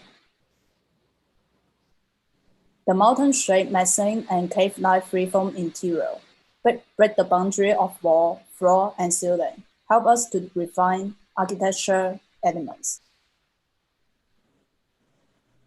The program in our project is an office campus, including multiple kinds of office with the retail and residential areas that could support daily life under different times. The unit hanging on the frame would be customized private space, lighthouse, and small office. Comparing with public space in big massing, this free-form capsule would be community center space, provide conference room, classroom, rest area, and lounge for people who use the hand unit. Private circulation, including vertical and horizontal elevators, which lead to specific space without meeting other people. In the massing are the space that serve people on the city scale. There would be exhibition halls, auditorium, company headquarters, retail area, and food court.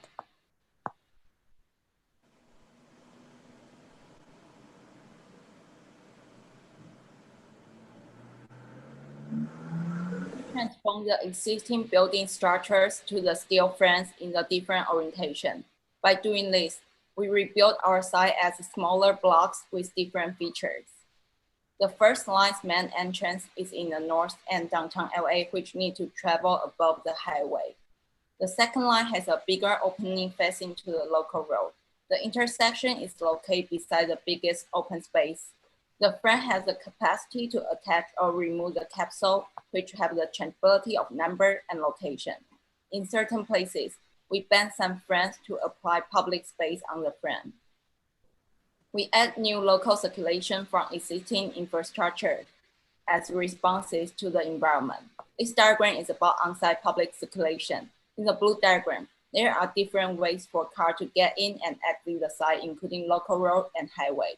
In the yellow diagram, it shows the pedestrian get in and exit the site from different areas. The pink diagram is showing the rail on site and where the stops are. By controlling the opening label of each entrance, we could keep the isolation for further need. The diversity of circulations and blocks meant our project has more feasibility. This trunk model illustrates the axis, including gray side, existing structure, pink steel frame, circulation to the surrounding area, and rooftop louver, also the cave-like interior. The concept is how these elements make unpredictable and uncertain spaces when merging together. Also, the loss of orientation is one of the features.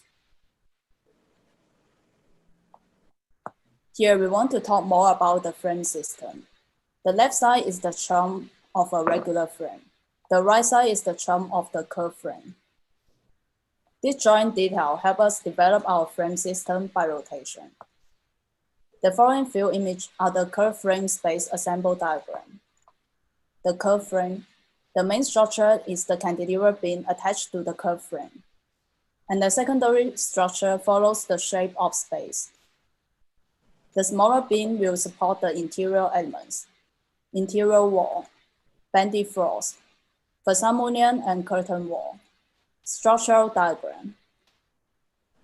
The following few images are the regular frame space assembly diagram. We try to use limited elements to create the possibility of varying spaces, including horizontal and vertical frame pieces and joints. The connection frame links different lines of frame and is the support of elevator.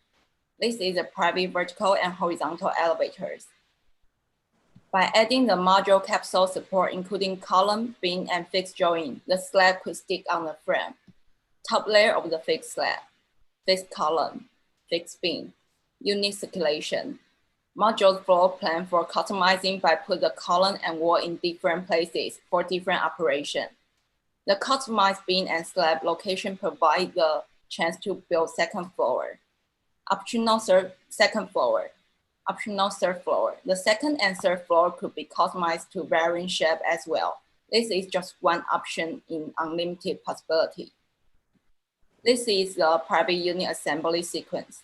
Our project is a container of an era. As time passes, it can continuously update to revise and respond to the changes.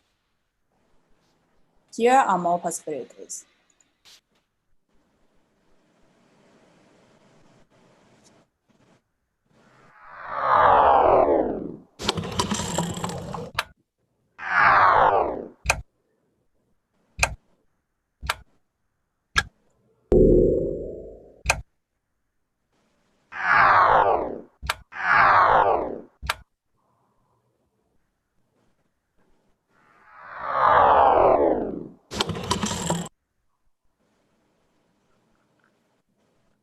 In the physical model, we want to show the image to illustrate the feeling about how people might use these spaces. In the mirror ball we share the link, there is the 3D model online. Please feel free to check the other angle of the model. This diagram shows varying relationship between the frames and highways. First is underground frames as pedestrian entrance into the site. Second is a frame in the sky across the highway. Third is a cantilever frame on the highway. Fourth, the parallel frames sit beside the highway. We use ramp, slab, stairs, and elevator to link the ground and the frame. Also, applying different landscape design in varying ground situations is one of our ideas. Here is showing the private horizontal and vertical elevator in the section. Comparing with the private linear circulation, the public escalator are the dots in the huge massing that let people move like radiation without specific direction. By detecting architecture from being defined through its interaction with humans, we consider ways in which architecture also interacts recursively with itself, including the element we mentioned. In the section, we want to show how we arrange varying spaces, including the massing and the frames.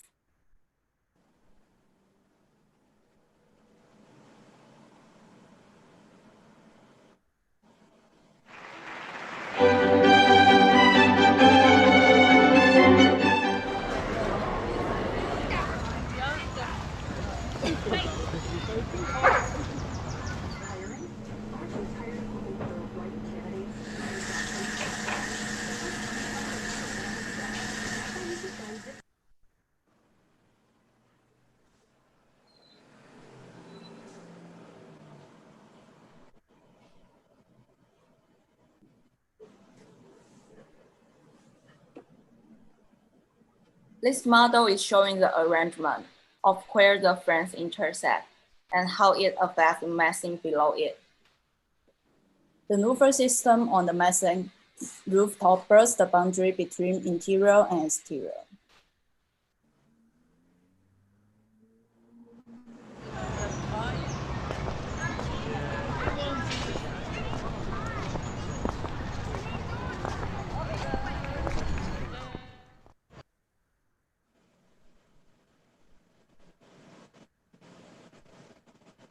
The louvers are movable. Sometimes it can provide more exterior area, and occasionally it can use as semi-outdoor space for office with fresh air in an isolated situation. This is the massing interior space from the warm-eye view. We apply varying circulation elements, including ramps, escalators, and elevators in different areas.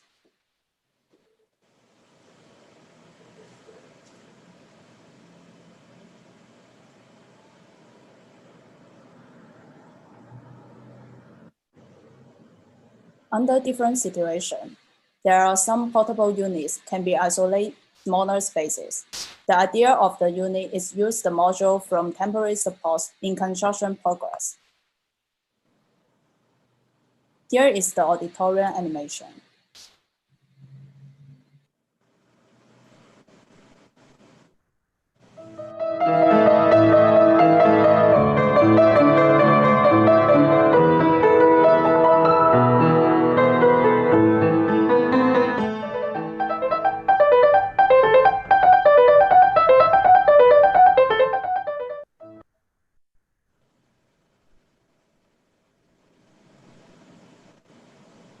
This animation is showing the auditorium have multiple ways to use for varying purposes. In the headquarters area, the interior mobile units can provide isolated offices and can be moved away. In this trunk model, we want to illustrate how we use the unique cape-shaped interior space.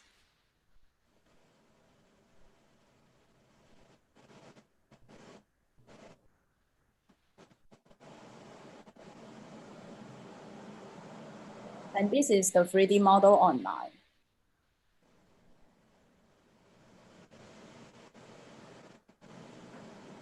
In the portrait model with the site, we can see there are different ground, elevation, and open space conditions. The identity of each corner is distinct than the others.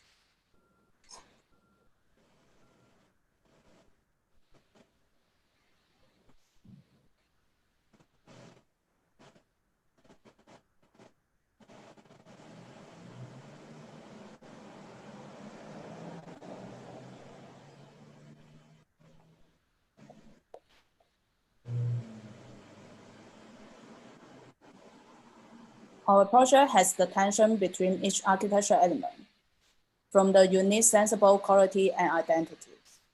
It leaves the viewer a feeling that there is more than one way to read and use this project. The following two animations will show the atmosphere about the feeling of being in this project.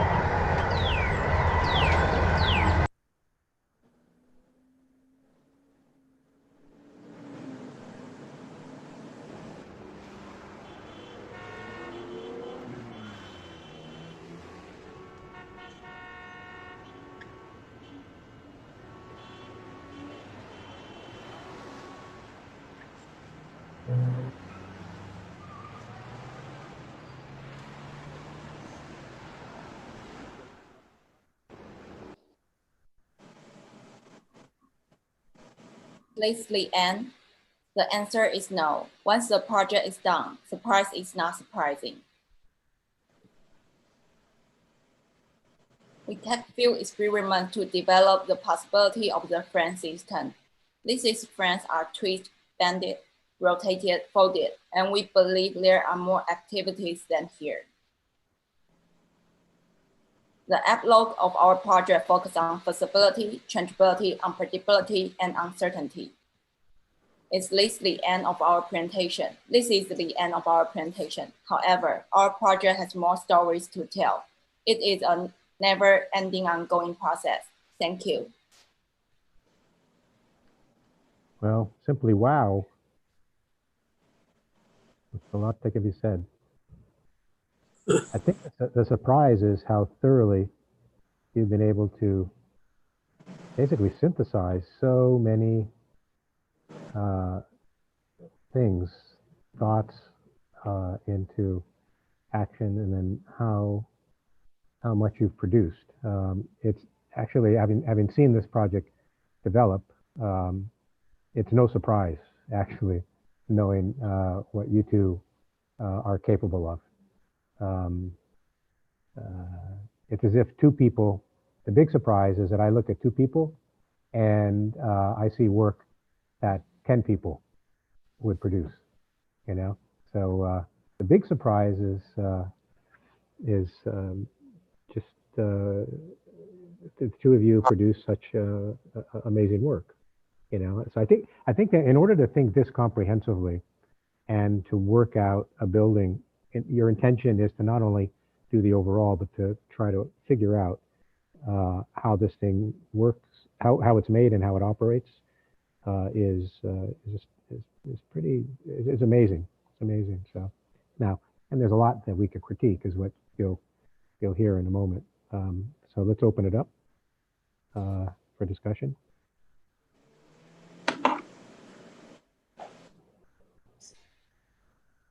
I'll jump in if that's all right. Yes, please. Look, first of all, yes, I think it's a really fantastic project. I think it's a really true thesis level project in terms of it. So, you know, everything I'm going to say is really prefaced by saying it's a very comprehensive, very articulated, very resolved kind of project. So congratulations. I think it's really, really good. But I have a little bit of confusion around the question of I mean, you started off, and I'm just going through the kind of chronology of your presentation. You put quite a bit of time talking about the frame and how the frame is formed, and then how the pieces can be added onto it, which is beautiful and really nicely worked out at the scale and everything.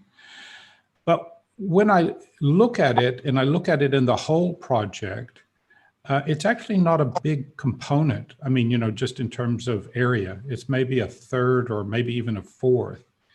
And the major part of your project is actually the much more complex three-dimensional theaters and spaces that overlap and come together, which appear to be made out of things like concrete or some kind of other material. So so going back to your thesis about uncertainty and unpredictability, with the frame, given the multiple connectors and the way they come together, I can imagine it being assembled, disassembled, put back together in a different way, changing over time, having elements added, taken away.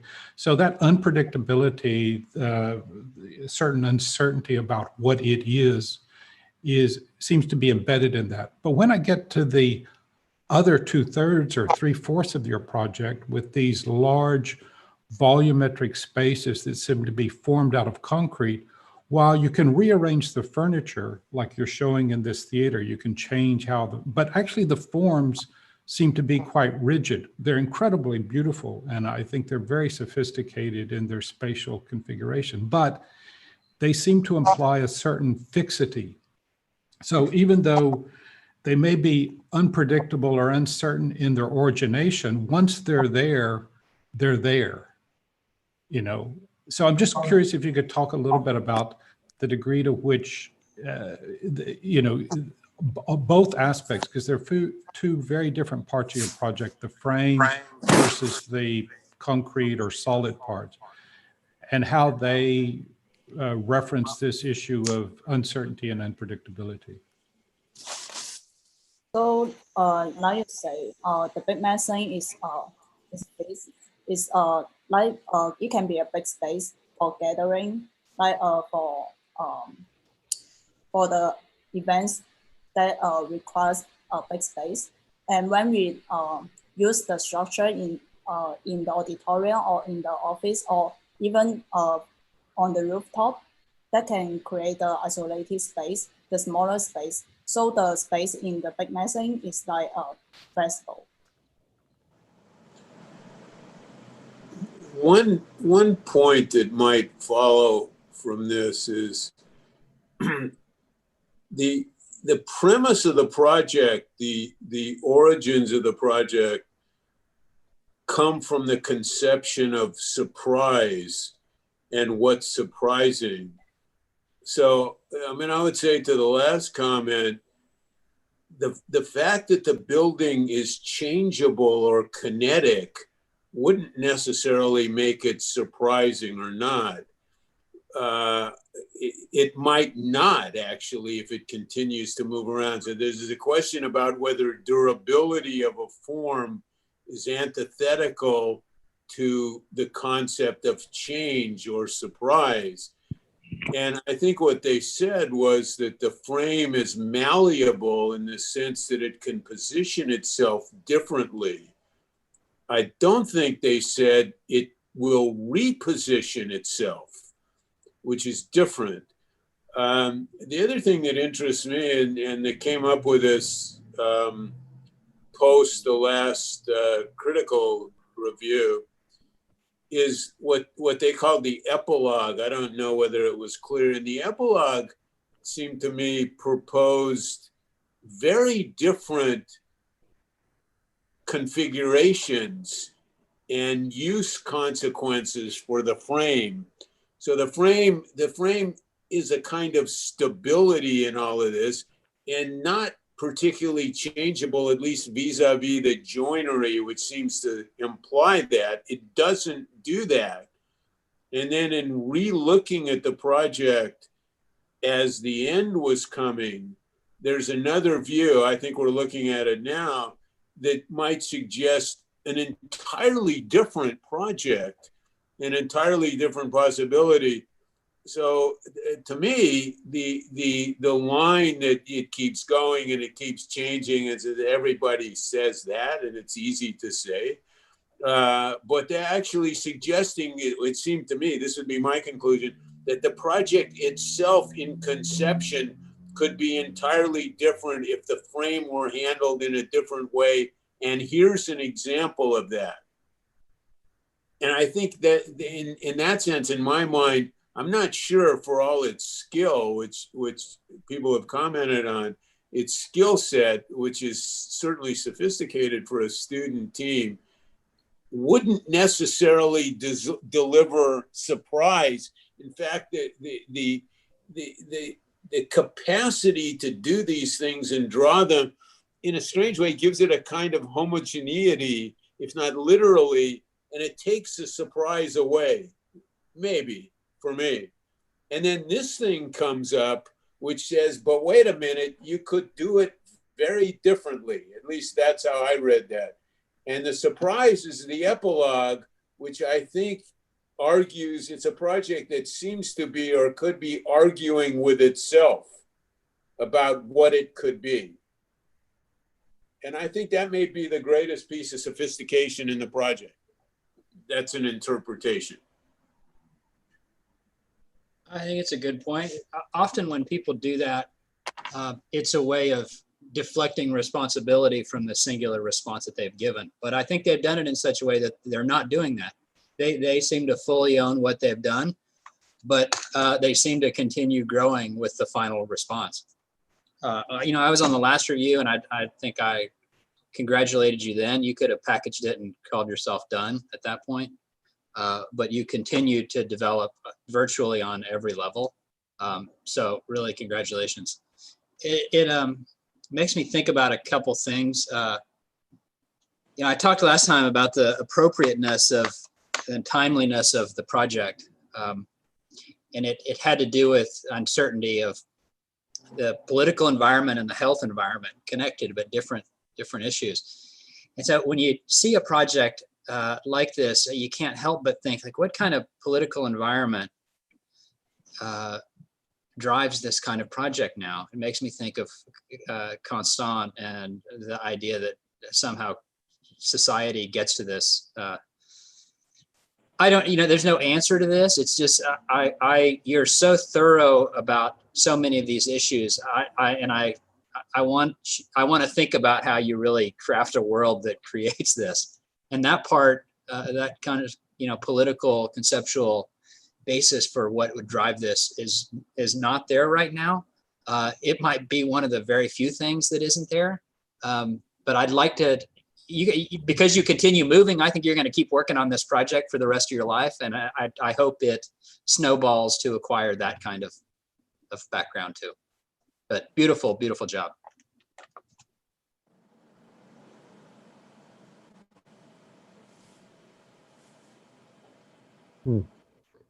That's an interesting point. I think if they were to practice architecture in the conventional way, I'd say there's no hope for a project like this, except in a, you know, in some authoritarian regime where somebody says, I want my name on that. But I think that it would be possible with the force of personality and will that two people like this have, that they could probably, I'm optimistic that they could convince whomever that this project needs to be done, you know, just because of everything that, yeah, I mean, it's the kind of irony is it's not born out of authoritarian regimes, because those don't want the kind of flexibility that that's driving their ideas here. No, the kind of imagination that it takes to do this, you got to be able to practice freedom, and you can practice freedom at a place like SCI-Arc. You can't practice freedom at most schools around the world, or you can't practice freedom when you're in real practice in most countries in the world. You know, and I think the problem of the democratic, so-called democratic processes here, where many people, where the bigger the project, more people get to vote, is really why a project like this would find a hard time to exist in the world. You know, unless there's one client that has enough money where he says, "I'm going to build this." You know, but I think that's really a good point. Herwig, you were going to say I something. just wanted to say it's congratulations. It's rare to see that students work with such relentlessness on a project, an obsessiveness that I really appreciate. And I think as an overall project, it's also the way how you guys keep on going, and I could imagine you guys keep on going for a while, is the fact that this is really like an interesting way how to think about how a city grows or how you grow your city. And as this thing comes in and out and repairs things and then removes itself again from the equation, and there's parts that are fixed, parts that are temporary. I mean, I think it's, I find it conceptually super interesting as a way of like, you know, a machine that builds a city. You know, as I said, like, you know, often these things are being designed and then we see some very, you know, far away kind of like very abstract models. They have the quality too, but like in your case, you're so close in at some points and then you zoom back out. And I think this kind of like constantly evaluating the project by looking at it overall and then looking back into it like tiny little detail. I think that's a really great way of working. And, you know, it's a beautiful thesis. So congratulations. You know, even from an urban standpoint, it actually makes sense of that site, you know, so it has a really difficult context, but then in its own way, it doesn't necessarily resolve the context, but it's born out of that context, you know, not only in its geometries, but everything that's moving through it. Yeah. I totally agree. A big congratulations. I love how you've incorporated so many different layers and scales into the project. I love the louver system and how it starts to break open and wrap around the circulation. It's just really beautiful. And then how you brought in so many contemporary issues about health and isolation without that becoming the whole argument. I thought it was really nice the way they are woven through, but you didn't focus on that, and the way you explained it so well. So a big congratulations.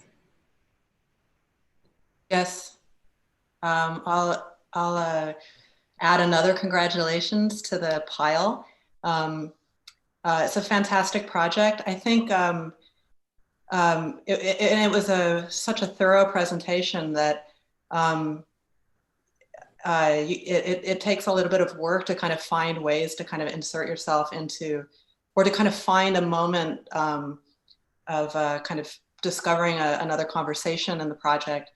And I don't think I've done that, but one thing I wanted to say was there's something about the way in which I agree that it somehow seems to be a solution for that particular site, despite its kind of being born out of a kind of flexibility, as if it could have been on any site, and it could have been, but yet it does seem kind of designed for that site. And of course it was too, or at least it's being presented as if it was designed for that site. Well, one thing I kind of appreciate is that this kind of ambiguity of scale. Like I think I don't realize how large of a project it is. And of course it has something to do with the kind of transparency of scaffolding and the flexibility of scaffolding and the promise even perhaps that part of the scaffolding is removed at some point. So the project in its presentation looks like it's unclear if it's finished or when it will be finished or how full it might become at any point. And there's something, I don't know, like it becomes a kind of aesthetic that deceives its scale in a sense, right? And I suppose that it's inevitable when it has these kind of qualities of being in between complete, or whether it's going to kind of continue to grow in terms of density or whether things will kind of be removed at different points. But it's a kind of fascinating project in that way, because it also doesn't look like a project that's in process, and it doesn't look like a project that has a kind of thesis of temporality in a way. Like it is architecture in terms of it being a kind of, having that kind of presence of permanence, which isn't to say that which is something to do with the kind of an aesthetic, a kind of stand the test of time aesthetic, I think.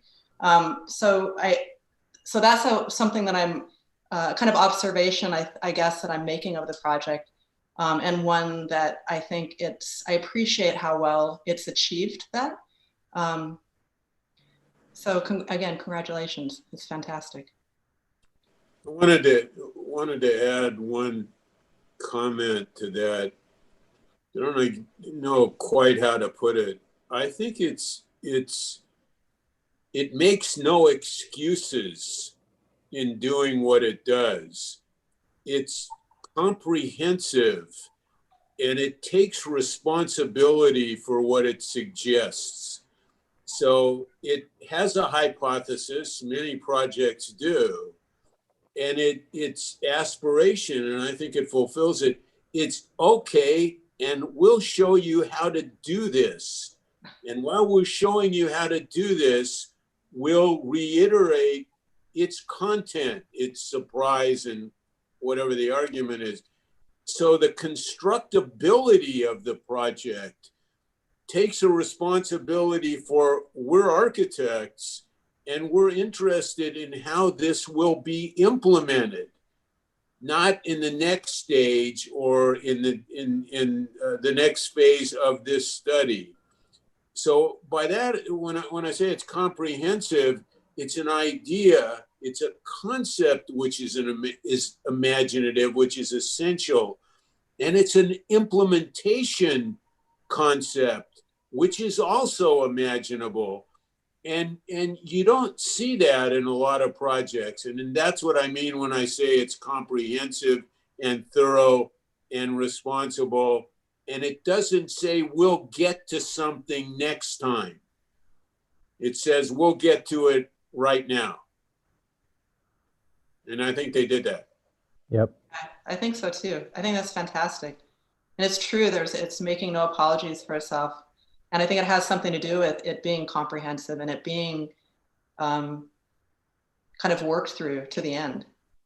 It's amazing. But that's where I think it's, I mean, for me, it's a true thesis, you know, it even to the point, and I think somebody mentioned about the presentation. I think it was a very fluid, very well orchestrated presentation. I mean, even to the fact that your virtual background is the project itself. You know, you've even gone to that degree of attention to detail, attention to the overall ambience, the attention to the narrative that you go through. I mean, I look on the mirror board and could see, I mean, also, you know, just the incredible amount of work, the number of videos that you've done for this project would be enough for a whole studio, not just for 2 students, but for a whole studio. So yeah, big congratulations on all of that.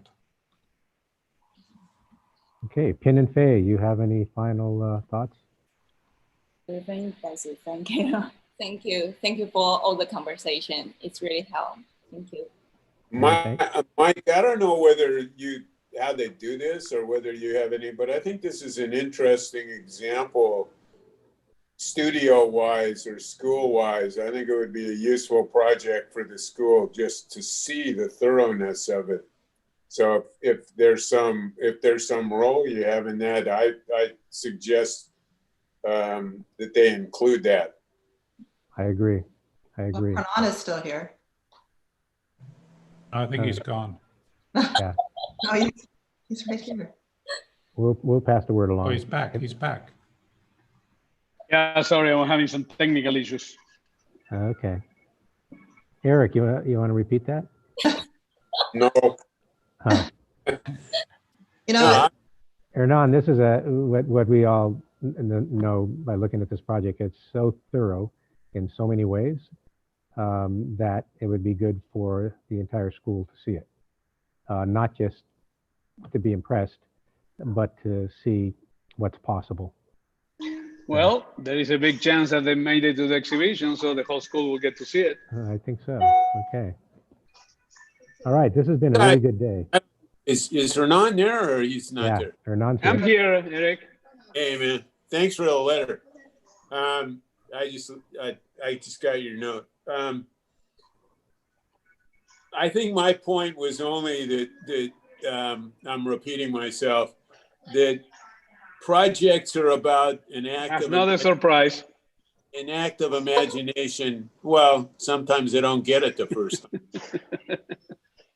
which is also no surprise. Sooner or later. But sooner or later, but the delivery isn't the point of this game. It is an unusual act of imagination, but as I said, it doesn't make excuses for itself, because it then suggests how this could be built and delivered. So it's imaginative in a conceptual way, it's imaginative in a technical way, and it's comprehensive in a way that I find a little bit unusual for any project. And I think they deserve a lot of credit for that. In a sense, they took it all on, they didn't leave anything out, they don't make any excuses. Yeah, I managed to see the whole presentation. So yeah, that is correct. It's always interesting about how it's framed. So what I think is powerful about the thesis is a little bit in line what you were saying, Eric. Is the ability to understand the problem from the conceptual point of view, but also to develop and the execution of it. But I also think the delivery is important. I think the delivery matters in terms of what is the language of communication. So I don't know, there is something to be said about that too. I mean, there is a logic whether we like it or not in terms of what the delivery means today in terms of means of the production. So I don't know. I understand sometimes the dichotomy sometimes that we frame in terms the conceptual thinking and the argument of the word through the means of the production. But I think this one is one of them that it makes a really good combination of both. I don't know. One thing to reflect and for them to think, I will say it has to do with the idea in terms of what is the role. I mean, the technical aspect of architecture as a way to think through it. So I think to me the project also has a lot of that. And again, this is something that sometimes we take it for granted. But I think there is in the speed of things, and I think you were referring to that, Eric, earlier, about too fast to what is today and so on.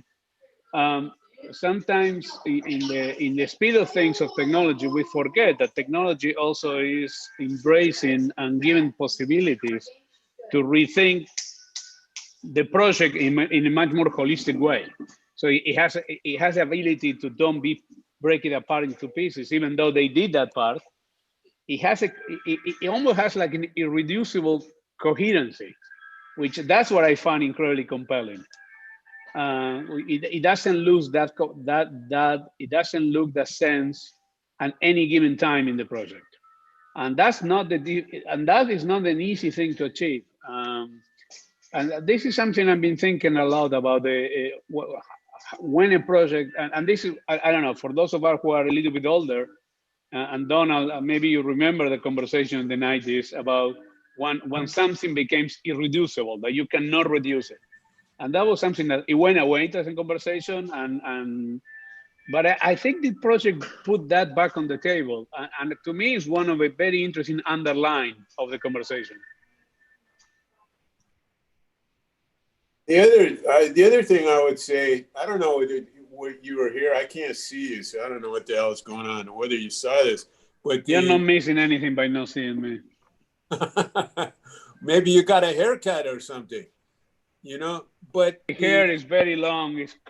I'm going full Neanderthal COVID. Perfect. But what they did is at the end, the team, the two ladies, they showed up with this epilogue, which it seemed to me was fascinating because it set a very different proposition for the frame which has the potential to dance, but actually is fairly conservative in a way. We could debate the meaning of that.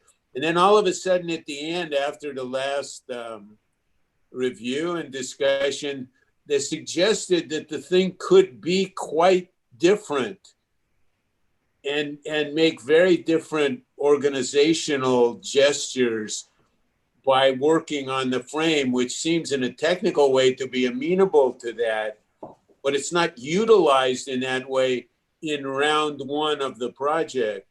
And it suggests that you know, everybody gets up and says, we're never done and you can keep working and, you know, all of that. But they actually showed you how you could do that and how you could look at the project in a very different way within the same tools. That's the thing they got up on the screen now. I thought that was unusual. Well, always the promise of that seems like being like an exciting possibility for architects, right? Right. But yeah, it's a little bit like a you know, Stephen Jobs. This is what he would do. You know, you'd have the Apple event, and you'd see all this stuff, and you go, oh, and one more thing, and then that's when you bring out the iPhone, and so bonus it's like track. This. Yeah, exactly. But that's an interesting maneuver, because then I don't know, when we walk away from here soon, you kept thinking, okay, was the thesis the first 95% or the thesis is this final piece? Yeah. Is this last thing, is the bonus track, is the rock band coming back to do the encore, and that's what you will remember of the whole concert or not? And I think that is an interesting problem, is to say, and in a way, it's a little bit like architecture. I mean, like you work for years in a building and the project becomes, and then the project becomes a fragment of 2 or 3 minutes when you drive by, right? So the idea that you incorporate that, no, there is a fascinating two speeds. I mean, there is the speed of the architect and the client working for years in the project, and then it is the speed of whoever is looking at and driving by. So I always say that there is the audience of people who use the building, and there is the audience who just look at the building. And what we forget is the majority of the audience of every piece of architecture, more often than not, they never set the foot inside. It's always a very temporary, very short, low affair that you have with it. So I don't know, there is something really powerful about that. And if we will have the chance to do it again, it will be interesting what happens if you just show just that. So I don't know, there is something really, I like that thing, Donald, about Steve Jobs. And one last thing. And that last thing is the thing. It's the thing. It's the thing that was really there the whole time, but it's held as if it's just another thought at the very end after doing all the real work. But in essence, it's what it really is. I mean, if this were personal, we were sitting in a bar in Berlin and just talking, you're looking at the mind of the architect. And so it's not the question of, although you could ask this, is it the first 95 or the last 5? But it's the prospect that in some ways it's neither, because but what is interesting is one of my favorite things, and people, I don't know, when Groucho Marx used to say, these are my principles, and if you don't like it, I have these other ones. People always thought that was a bad thing, and I always thought that's a really good idea for an architect. I mean, I think that's an interesting idea about it, because I think sometimes principles are not really principles. Principles sometimes are just rules. So I like the idea of the project is, well, these are the rules of the project, and if you don't like it, I have these other ones. So I don't know.